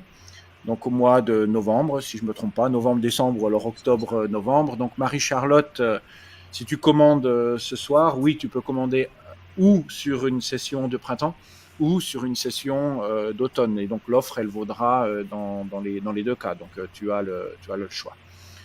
Alors, maintenant, je reprends vos questions. Alors, je viens déjà sur le haut. Mathéo, est-ce qu'il y a un lien entre terrien aérien et axial et large? Est-ce qu'un terrien est axial et un aérien large? Alors Mathéo, la réponse est non. En fait, là, on vous a montré 2 préférences qui vont interagir, mais qui valent pour les 2 motricités. C'est-à-dire il existe des terriens larges comme il existe des terriens axiales. Il existe des aériens larges comme il existe des aériens axiales. Donc c'est pas l'un ne va pas avec l'autre. Donc chaque fois, il y a un test pour venir se dire si je suis terrien ou aérien ou si je suis large et puis axial. Alors, je vais essayer de reprendre depuis le haut pour déjà, mais comme vous avez fait beaucoup de commentaires, je prends juste un tout petit peu de temps. Tiens, monsieur, il y a une question personnelle, Sébastien de Jean-Baptiste. Sébastien, as-tu un lien de parenté avec Lebras, coureur de 400-800 quand il était jeune à Brest? Tout à fait. Bah voilà, il y a de la parenté. Voilà. Alors, je prends juste. Ah, je suis là.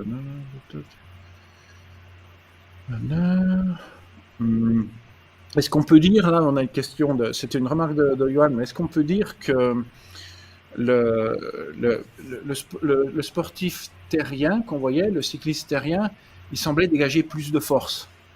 Est-ce qu'on peut dire que ce sportif, finalement, puisqu'il va développer plus de force, il va emmener plus de watts? Est-ce qu'il y a un lien entre cette force, l'expression de cette force, et puis les watts qui vont être développés? Si on prend la puissance maximale développée, on peut, oui, effectivement, sur un terrien, peut-être développer davantage de watts, davantage de puissance. Mais on sait très bien que sur une course cycliste, c'est pas celui qui va dégager le plus de watts qui va forcément gagner, en fait. Donc ça va être la gestion de ces watts. Comment au cours de la course, je vais gérer mes watts pour pouvoir finir et même gagner ma course, en fait. Alors nous, là, sur une quantité de mesures, des tests PMA, on en a fait une quantité, on voit aucune différence. C'est-à-dire, en fait, est-ce que, parce que je suis terrien, je vais aller à 450 watts, alors que quand je suis aérien, je suis à 420 watts parce qu'il semble que je suis plus léger? La réponse, clairement, Johan, elle est non. En fait, la performance maximale ne dépend pas de votre motricité. C'est-à-dire que, en fait, vous pouvez être à 450 watts en étant terrien aérien. Mais si on vous met en aérien alors que vous êtes terrien, vous n'allez pas les développer, les 450 watts. Donc vous, il y a besoin du respect de votre motricité. Il y a une autre manière de le dire, c'est qu'il y a plusieurs chemins qui mènent à Rome. Il ne faut juste pas se tromper de chemin en fonction de qui l'on est. Plus en flexion ou plus en extension. Est-ce qu'on peut dire en revanche que derrière cette notion de force, cette fois, on aurait le sentiment que le terrien, il allait chercher des plus gros braquets? Est-ce qu'il y en a un qui irait sur une cadence plus élevée, puis l'autre sur une cadence plus faible, ou alors est-ce que c'est indépendant? Nous, c'est par exemple sur la course à pied, c'est complètement indépendant. C'est-à-dire on peut être terrien en amplitude, et puis terrien en fréquence. Et puis on peut être aérien en amplitude, et puis aérien en fréquence. Est-ce que c'est la même chose sur le vélo, ou est-ce que non? Alors, on Est-ce trouve que bien c'est sûr. juste une impression? Alors, la tendance globale, parce qu'il faut toujours parler de la globalité, puis après il y a des exceptions, bien sûr, hein, mais dans la globalité, on pourrait dire que le terrien a quand même une cadence plus faible, alors que l'aérien aurait une cadence plus rapide. Mais on va aussi trouver quand même des terriens qui sont capables de tourner vite les jambes. Donc voilà, c'est pas non plus complètement fermé en disant systématiquement le terrien a une cadence plus faible, l'aérien a une cadence plus rapide. Mais on voit dans la tendance globale quand même que l'aérien a tendance, comme il a besoin de venir justement faire jouer ses élastiques plus rapidement, plus facilement, bah, venir plus donner de la vélocité, de la cadence de pédalage. Alors c'est quelque chose typiquement qu'on n'observe pas sur les autres sports. Ok, alors Jean-Baptiste, est-ce que la morphologie incite plutôt à pédaler en terrien ou en aérien? Le cycliste de gauche a l'air clairement plus en cuisse que celui de droite. Un sprinter puncher à gauche, un grimpeur à droite. Alors, peut-être je me permets déjà une chose, c'est par rapport aux grimpeurs et puis aux punchers, ça c'est ce qu'on appelle les préférences énergétiques. Vous savez, vous pouvez être coureur de 100 mètres, puis vous pouvez être coureur de marathon. Il est clair que le coureur de marathon, il va avoir un petit peu moins de masse musculaire que le sprinter.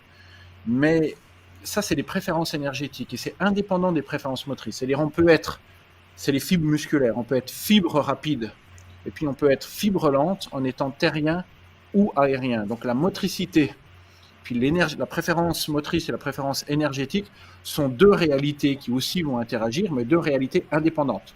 Donc, si je prends par exemple pour le sprint, ben, vous pouvez être Bolt, et donc vous êtes un sprinter aérien, puis vous pouvez être Blake, vous êtes presque aussi bon, un petit peu moins, mais presque aussi bon dans ce cas-là, et vous êtes un sprinter terrien. Donc, la partie puncher ou alors la partie grimpeur ou la partie sprinter est indépendante de la motricité terrienne aérienne.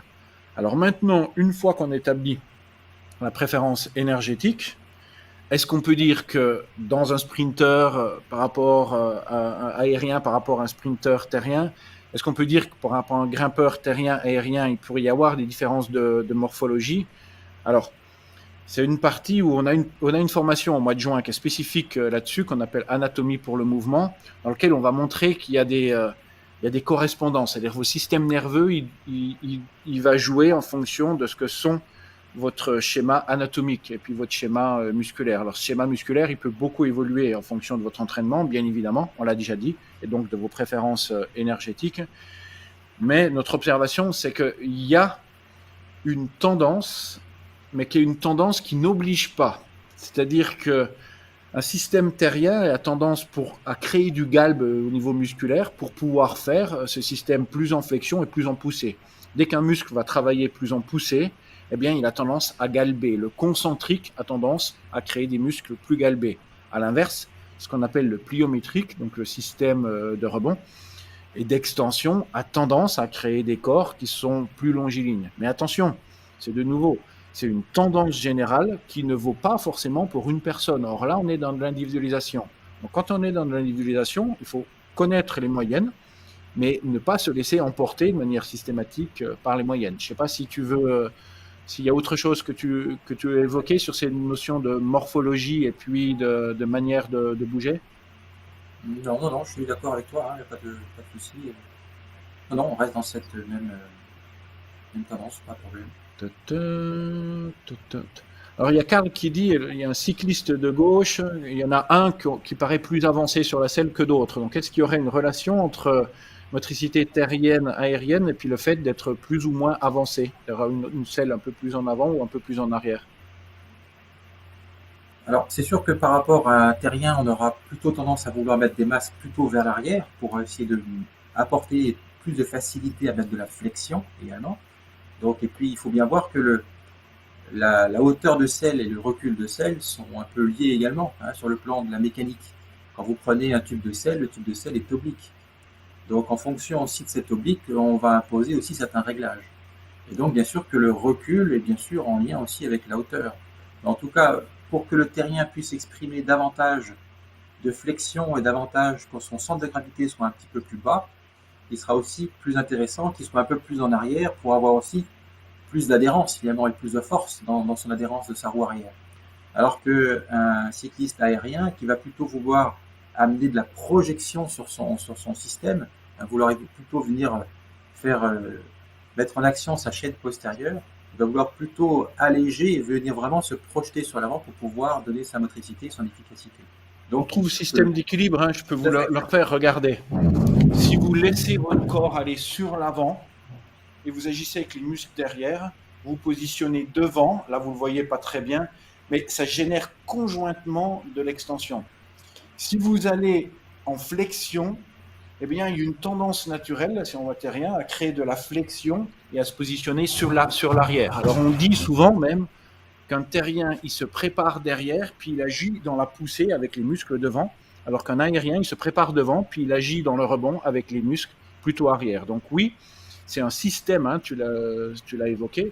Donc dans ce système, il y a plusieurs points conjoints à respecter. D'ailleurs, à propos de ce système, tiens, je rebondis juste parce qu'il y a une question de Guillaume qui dit, est-ce que ces positions de la cheville qui est plus en extension, elles ne seraient pas liées au fait que la selle elle est plus haute? Donc on a vu un système terrien puis système aérien avec un pied qui talonne davantage et puis avec pour l'aérien un pied qui vient plus dans le système d'extension. Est-ce que finalement le fait que le pied se mette comme ça, c'est pas simplement que la selle elle est plus haute? Et qu'est-ce que ça veut dire? Pas forcément, hein. C'est-à-dire que c'est évident que pour pouvoir donner de l'extension à mon corps, pour que les jambes soient plus en extension, il faut automatiquement que le paramètre de l'assise soit plus haut aussi, parce que si justement ma selle est trop basse, je ne vais pas pouvoir amener suffisamment d'extension, ou alors je vais devoir compresser une articulation à un autre endroit. Donc pour amener un schéma d'extension, il faut bien sûr que je puisse m'élever, et donc bien sûr que la selle sera plus haute. Et à l'inverse, si par contre j'ai besoin d'amener de la compression, d'amener plus de force et plus de flexion, j'ai besoin bien sûr de descendre ma selle, donc qu'elle soit plus basse. Ça, c'est la logique. Il y a une manière de l'exprimer, Guillaume, c'est que bien évidemment, il peut y avoir une certaine indépendance de ce que le pied va faire par rapport à ce que le reste du corps fait. On l'a bien vu avec ce jeune-là qui était venu, hein, il était en flexion en haut et puis en extension sur son pied. Mais quand on réfléchit préférence, on réfléchit toujours la relation du tout, c'est notre centre de masse, à tout le reste qui est autour. Et on recherche une cohérence. C'est-à-dire qu'en moyenne, on sait que le système est efficient si on place un centre de masse haut, puis si on assure suffisamment d'extension à chacune des articulations pour aller dans ce système, qui est un système plus, en science, on appelle ça masse-ressort, donc un système qui va plus sur du rebond, donc sur un temps d'application de la force qui est plus court. Donc bien évidemment, dans ce que vous allez voir, il y a une cohérence complète entre position du centre de masse et position de toutes les autres articulations.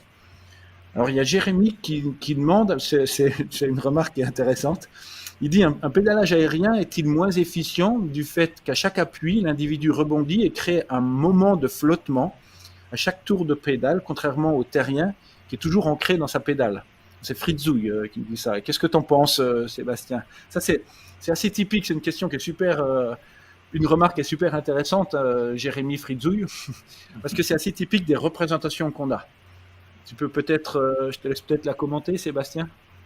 Ben oui, et c'est justement ce besoin chez l'aérien de venir, de ne pas mettre un système qui est complètement fixe, parce que si le système est fixe et fléchi, il ne pourra pas suffisamment justement faire jouer ses élastiques. Donc c'est évident que l'aérien, oui, il a besoin d'avoir alors c'est bien sûr ce qu'on appelle le modèle masse-ressort. C'est-à-dire que ce ressort, il est quand même fixe, il est quand même fixé au vélo, mais c'est la masse qui, elle, va pouvoir se voir et bouger, mais tout en étant quand même fixé au vélo, mais avec ce ressort qui permet de toujours ramener la masse quand même en situation. C'est évident que... Jérémy, c'est exactement la représentation. Et en fait, la représentation qu'on se dit de quelqu'un qui va générer de la puissance, c'est, vous savez, vous êtes un bon joueur de rugby, puis vous venez faire un AK, là, vous vous positionnez comme ça, puis vous vous dites, puisque j'ai un point fixe, qui est mon centre, qui est bien positionné, le reste va pouvoir se déployer, puis générer de la puissance. C'est exactement la représentation que, par exemple, ils avaient initialement dans le golf en disant je viens bien me positionner super stable et puis tout le reste va pouvoir se déployer. Et en fait, ce qu'on évoque dans le système terrien-aérien, c'est une coordination. Vous allez pouvoir générer le meilleur de vous-même quand tout votre corps il se coordonne. Et pour se coordonner, un aérien, donc pour être compact, donc pour pouvoir générer une puissance importante sur un temps plus faible, eh bien, il a besoin de bouger davantage. C'est un modèle plus cinétique. Donc, il y a un positionnement au bas. Et vous savez, si vous faites du haut bas, faites des sauts comme ça, vous allez voir que celui qui va mettre, par exemple, de la puissance dans le sol, et là, c'est la pédale, eh bien, va être celui qui est capable de se positionner en système haut bas. Donc, c'est deux systèmes qui sont efficients. En fait, il faut juste se dire qu'il y a deux bonnes manières de bouger dans le monde. La première manière, c'est de créer un système d'ancrage et puis de pousser à partir de là. Et que la deuxième bonne manière, c'est créer un système ressort qui vient rebondir dans le monde. Et que les deux, c'est pas parce que ça bouge plus chez l'aérien qu'il n'est pas efficace, c'est justement parce qu'il bouge de haut en bas en étant coordonné qu'il est efficace. Donc c'est deux systèmes d'efficacité qui sont aussi bonnes l'une que l'autre. On en a fait plein de mesures, plein de publications, typiquement par exemple chez les coureurs, mais on a fait aussi plein de mesures chez les cyclistes qui montrent que le rendement, en fait, il est le meilleur quand vous respectez votre système naturel et que l'on compare le rendement de l'un et de l'autre, c'est-à-dire un groupe de terriens et un groupe d'aériens, il est absolument le même. En revanche, si vous prenez un aérien, vous positionnez en terrien, puis un terrien, vous positionnez en aérien, allez, on met la clé sous la porte, on est toujours capable de pédaler, mais on va être moins efficient. Alors, Guillaume, j'aimerais connaître la référence GDS, donc là c'est les chaînes musculaires. Guillaume, alors je passe assez vite parce que c'est assez technique, c'est l'ensemble des publications qui ont été faites par cette spécialiste des chaînes musculaires qui a écrit plusieurs bouquins. Donc il suffit d'aller se référer aux livres qu'elle a écrits qui sont disponibles un petit peu partout. Et puis elle donne les chaînes musculaires parce qu'il y a des chaînes musculaires qui correspondent à ses préférences et Gottlieb les donne dans ses bouquins. Peut-on avoir des préférences motrices différentes dans deux activités physiques différentes? Maxence, vélo, course à pied. Alors ça, c'est de nouveau une excellente question. Alors, on différencie les gens qui sont très adaptés à leurs préférences des gens qui sont plutôt milieu de curseur. Vous voyez, on fait simple, on dit terrien, aérien, mais en fait, on peut être très terrien, puis un peu terrien, puis très aérien, puis un peu aérien. Donc la première réponse, Maxence, c'est est-ce qu'il y a des similitudes dans tous les mouvements chez une personne? La réponse est oui. En général, quelqu'un qui pédale en aérien, il va courir en aérien, il va, je sais pas moi, faire du rugby en aérien, j'avais un spécialiste de la voile par exemple dernièrement, il va faire de la voile en aérien, et un terrien, il va aussi tout faire en terrien. Mais il peut se produire que certaines personnes modifient un petit peu, qui sont un peu milieu de curseur, modifient un petit peu leur manière de faire en fonction de ce qu'est l'identité de la pratique. Voilà, on pourrait se dire que le vélo, par rapport à la course, c'est un petit peu plus terrien parce que c'est un système qui roule. Et donc, quelqu'un qui serait milieu de curseur, il aurait tendance à utiliser peut-être un système un peu plus terrien sur le vélo, puis un peu plus aérien dans la course à pied. Donc ça peut exister. Mais en moyenne, il y a quand même une ressemblance qui est incroyable dans toutes les activités physiques, selon que la personne est terrienne ou aérienne. Je ne sais pas si tu avais d'autres éléments sur cette question. Et ce qui influence beaucoup, parce que je suis pas mal de triathlètes justement, et souvent je les vois en course à pied et puis je les vois aussi sur le vélo. Et on voit effectivement que quelquefois un aérien en course à pied il va vraiment être dans son schéma, il n'y a pas de souci. Et puis il va arriver sur son vélo et là on voit une motricité qui n'a rien à voir avec sa motricité aérienne, il est beaucoup plus terrien. Et pourquoi en fait il est beaucoup plus terrien? C'est parce que son réglage du vélo lui impose en fait. C'est-à-dire que ça veut bien dire qu'il y a la partie interne, mais il y a la partie aussi de l'environnement externe qui va influencer la façon dont le corps va être obligé de bouger. Donc, et c'est là que justement, on a tout notre rôle à jouer pour venir mettre une cohérence dans le réglage du vélo, pour que cette cohérence fonctionne avec sa motricité et avec ce qu'il va faire sur la course à pied, sur le vélo, même en nageant aussi. Donc c'est là que l'environnement vient quelquefois perturber le bon fonctionnement de la motricité naturelle. Donc pour toi, quand on voit ça, c'est plutôt que la personne n'a pas du fait même de son bike fitting, n'a pas trouvé son efficience Exactement. maximale parce que le réglage n'était pas bon. Voilà, ça on le voit très très souvent, hein, des gens qui courent en aérien ou qui courent en terrien et qui sont sur le vélo à l'opposé de leur fonctionnement parce que voilà, ils ont réglé le vélo comme ils ont pu, ou alors on leur a dit qu'il fallait plutôt régler plutôt comme ça que comme ça, et puis ils sont à des kilomètres de leur façon naturelle de pouvoir mieux s'exprimer sur leur vélo. Alors Denis, il a une question intéressante dans le rapport entre les motricités et puis les pédaliers. Le système plus ovale ou plus rond. Donc il nous dit, normalement les pédaliers ovales, ils sont destinés à un pédalage qui est plus rond, donc qui évite les points morts et puis en haut et puis en bas. Est-ce que ça voudrait dire qu'il vaudrait mieux un pédalier plus ovale pour des terriens et puis plus rond pour les aériens qui leur permettent un petit peu plus de faire ce système de rebond? Tu en penses quoi? Sur le sujet, moi, j'ai pas vraiment de cas concrets ou vraiment d'essais où on s'aperçoit que les terriens vont peut-être mieux réagir sur un pédale ovale ou l'inversement. J'ai quelques expériences comme ça où effectivement sur des aériens, euh, mais bon, ce sont des cas à chaque fois par-ci par-là, c'est pas une moyenne. Donc voilà, c'est difficile à répondre à cette question, mais on peut dire que par logique, normalement, oui, peut-être, pourquoi pas, un pédalier plutôt ovale irait peut-être mieux à un cycliste terrien et peut-être un peu moins bien au cycliste aérien. Mais bon, voilà, pour l'instant, moi, je n'ai pas d'études scientifiques là-dessus. Alors Eric, alors c'est long Eric, alors je lis en même temps, je le découvre en même temps. En course à pied, j'ai essayé d'être plus aérien avec à la clé de multiples tendinites d'Achille. Oui, tu n'es pas le seul Eric, c'est-à-dire qu'on sort de 20 ans de modèles aériens en course à pied qui a généré quelques sérieux soucis, mais au moins ça a donné du travail à nos kinés, ça donne du travail à nos podologues. Malheureusement, c'est un peu le problème du modèle unique. Quand on veut faire rentrer tout le monde dans une case, eh bien ça crée quelques soucis. Alors, Eric continue en mettant pareil en vélo, en duathlon, avec les plateaux ovales et la position haut et avant. Je fais du kilomètre vertical en compétition, je suis plus à l'aise sur pente très raide. En vélo, je me mets en position. Depuis que je suis revenu à ma base, sur mes bases, tout va mieux. Même si ce n'est pas la mode. Peut-on être aérien dans un sport et terrien dans un autre?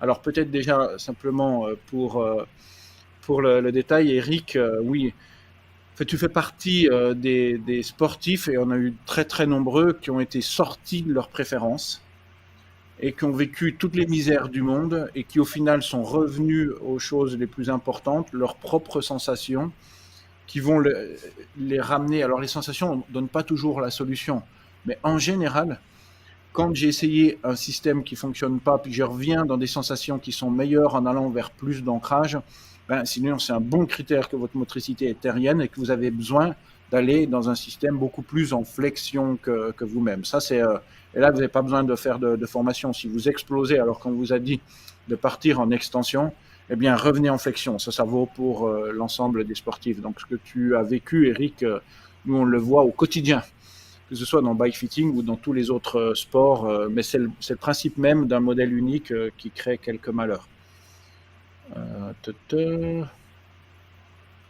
Alors, Jean-Vincent, basé sur le curseur de motricité, il me semble que l'on est sur deux extrêmes. Donc, si on reprend les deux vidéos qu'on a présentées, il semble que vous êtes sur deux extrêmes du curseur. C'est-à-dire quelqu'un qui est très terrien, très aérien. Jean-Vincent, bonne remarque. Est-ce qu'en pratique, la plupart des réglages de bike fitting seraient un mix de réglages terrien ou aérien? Excellente question. Qu'est-ce que tu en penses Alors, j'aimerais que tu reformules un peu la question. Donc, on a présenté deux extrêmes. Oui. Et donc, ce que dit Jean-Vincent, c'est qu'il y a des gens qui vont être moins extrêmes dans le terrien, puis moins extrêmes dans l'aérien que les deux cyclistes qu'on a vus. Est-ce que ça veut dire qu'il faut mixer, c'est-à-dire des fois faire sur un paramètre un peu plus de terrien, puis sur un autre paramètre un peu plus d'aérien, ou alors on ne mixe pas? Non, on ne mixe pas. Il faut vraiment qu'il y ait une cohérence dans le schéma. Par contre, ce qu'on essaie de faire, c'est bien sûr de déplacer ce curseur par rapport à la position où il est. Et est-ce qu'on veut le déplacer plutôt vers un petit peu moins aérien, ou est-ce qu'on veut le déplacer vers un petit peu plus terrien? Donc ça va dépendre bien sûr aussi du contexte et de la pathologie, s'il y a pathologie ou pas. Est-ce que je suractive trop mes chaînes postérieures et c'est parce qu'elles sont trop suractivées qu'il faut que je calme un petit peu mon côté aérien en venant un peu plus terrien? Donc c'est bien sûr le déplacement de ce curseur. Donc ça, c'est tout l'art et la manière de le déplacer par rapport au beau type de consultation, par rapport aux besoins du cycliste. Mais en tout cas, si on prend des paramètres, que ce soit le pédalage, ou qu'on prend la position des mains, ou qu'on prend l'angle du genou, ou peu importe, tous les paramètres du cycliste, il faut qu'il y ait toujours la même cohérence du début jusqu'à la fin, en fait. Hein. On ne peut pas mettre un petit peu d'aérien ici, un petit peu de terrien là. On est bien sur des chaînes musculaires. Donc ça veut dire une chaîne musculaire, c'est un ensemble. Hein, on va travailler sur tous les maillons. Donc il faut que tous les maillons, bien sûr, coïncident les uns avec les autres. Donc en fait, pour finir de te répondre, on peut être sur des flexions plus ou moins importantes en système terrien, par exemple, mais on ne va pas mixer. C'est-à-dire, on ne va pas dire, bah, tiens, ce serait bien d'être en flexion sur la hanche et puis en extension sur le pied. Ça ne fonctionne pas. Le système, il a besoin, c'est ce que Sébastien vient de dire, c'est les chaînes musculaires qui tapissent tout l'arrière et puis l'extérieur du corps, ou tout l'avant puis l'intérieur du corps. Et donc, on ne va pas faire un mix sur une articulation de ceci puis sur une autre articulation de cela. Il y a besoin d'une cohérence complète.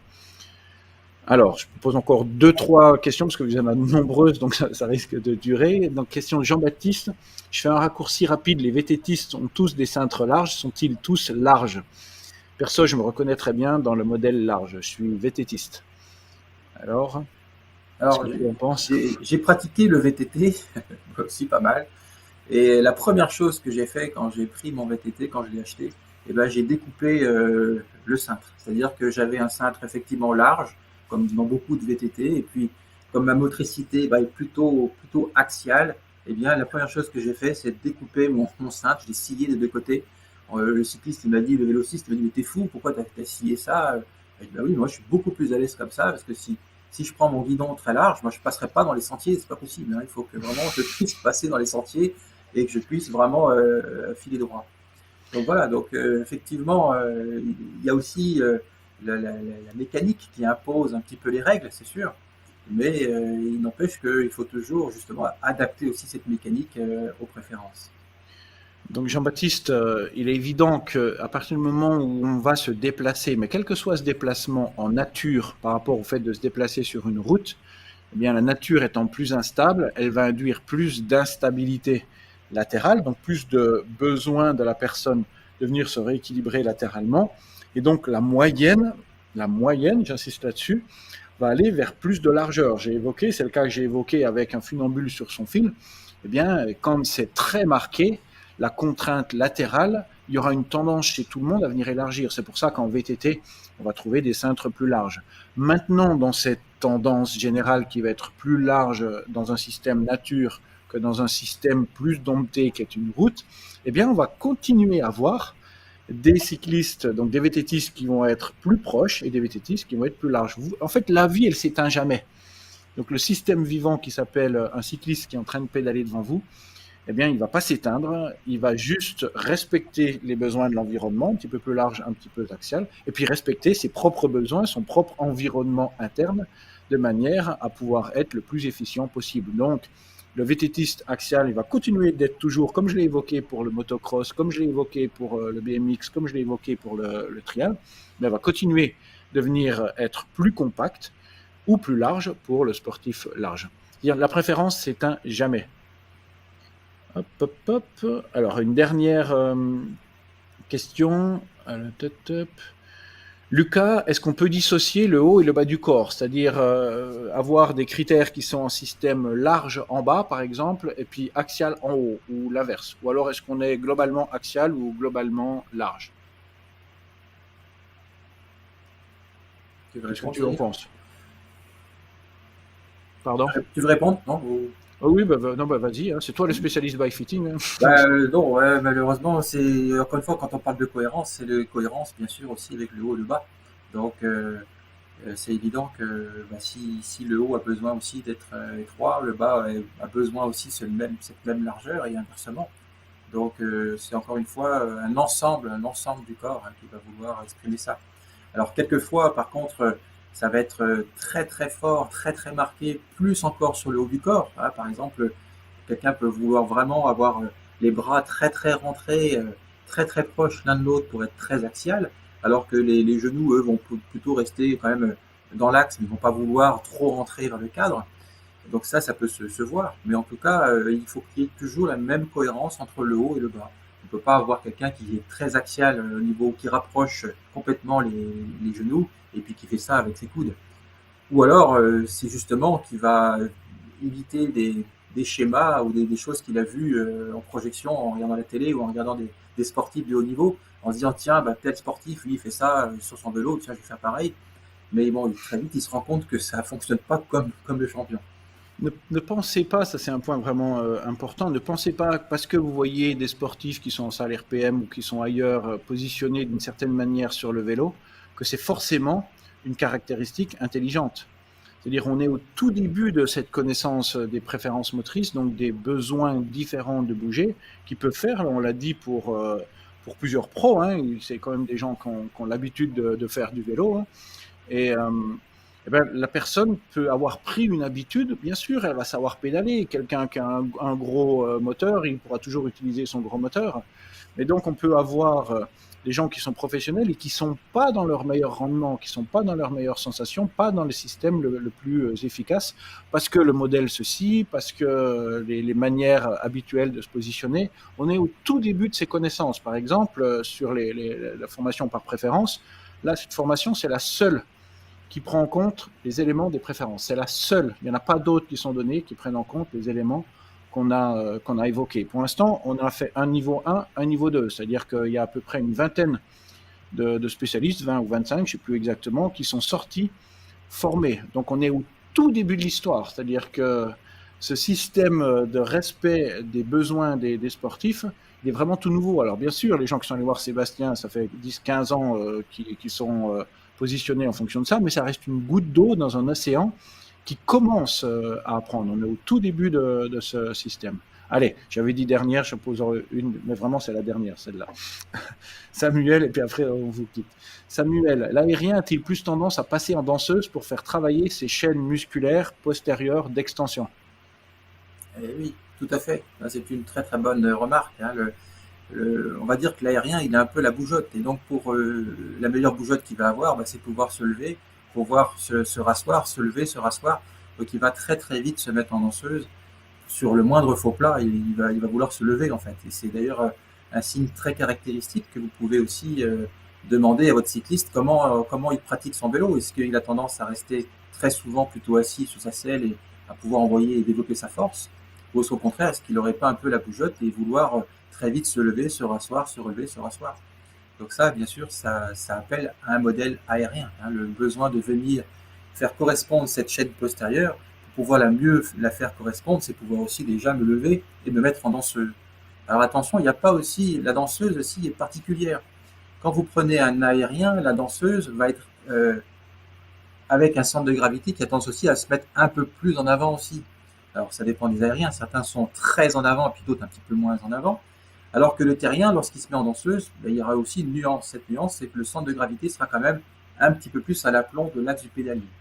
Donc on voit bien que même dans la danseuse, le fait de faire une danseuse, eh bien, il y a aussi déjà des différences entre le côté aérien et le côté terrien. Mais quoi qu'il en soit, l'aérien a bien sûr plus souvent besoin de se lever que le terrien. Ok, parfait. Alors, je termine en répondant un peu à Jérémy qui dit est-ce qu'il y a des études sur ces notions? Nous, on est une équipe scientifique. Donc, des mesures, on en fait chaque semaine. Des publications scientifiques, on en a déjà maintenant une vingtaine. Mais pour le moment, on a cadré de A à Z en mode scientifique la course à pied. Et donc les études vont commencer. On a été la première équipe au monde à faire des recherches scientifiques sur ce point. Maintenant, il y a plusieurs universités, plusieurs chercheurs à travers le monde qui reprennent les théories qu'on vous évoque là. Elles viennent de pas grands endroits, à l'exception de l'endroit où on est. Il y a une société qui s'appelle Action Types qui travaille là-dessus. Mais la partie bike fitting, c'est exclusif. Donc vous allez voir vraiment quelque chose d'exclusif qui est évoqué nulle part ailleurs et connu nulle part ailleurs. Et le système science se met en œuvre, donc on a beaucoup de mesures. Sébastien, nous aussi, on a les mesures 3D, on a des éléments de force, donc avec du système qu'on appelle Gold Standard, donc c'est du système qui permet les publications, qui permettent les publications scientifiques. Mais il y a toujours un delta, parce que ça prend beaucoup de temps, une recherche scientifique. Voilà, on a toujours, nous, un ou deux thésards, par exemple, qui est dans l'équipe. sur ces notions de préférence, mais ça prend beaucoup de temps entre le moment où vous commencez votre travail et puis les publications. Et comme on n'est pas seulement dans le bike fitting, mais dans pas mal de sports, eh bien, les recherches et les publications sur ce point, en tout cas de notre part, vont venir, mais elles ne sont pas encore là. Donc on a pas mal, beaucoup même de mesures, maintenant depuis 10-15 ans, qui sont des mesures en mode scientifique, mais pour l'instant, pas encore de publication, mais ça va venir. Voilà. Merci Sébastien pour cette webconférence. Donc, je vous le rappelle, on vous propose une formation de niveau 1, comment on se positionne sur sa selle, de niveau 2, comment le reste du corps bouge autour de son centre d'équilibre en mars et en mai pour le niveau 2, en mars pour le niveau 1. Vous pouvez vous inscrire ce soir. Vous avez une offre dans laquelle on vous offre la partie e-learning de cette formation. Il y a une deuxième formation qui va être proposée cette fois à l'automne. Donc, si ce qu'on vous dit vous intéresse, n'hésitez pas à vous inscrire. On se fera un plaisir de vous retrouver à l'Institut national du sport et de la performance à ce printemps et puis cet automne. Merci pour votre écoute. Merci beaucoup Sébastien. Et puis alors, à tout bientôt. À tout bientôt. Merci à tous. Au revoir.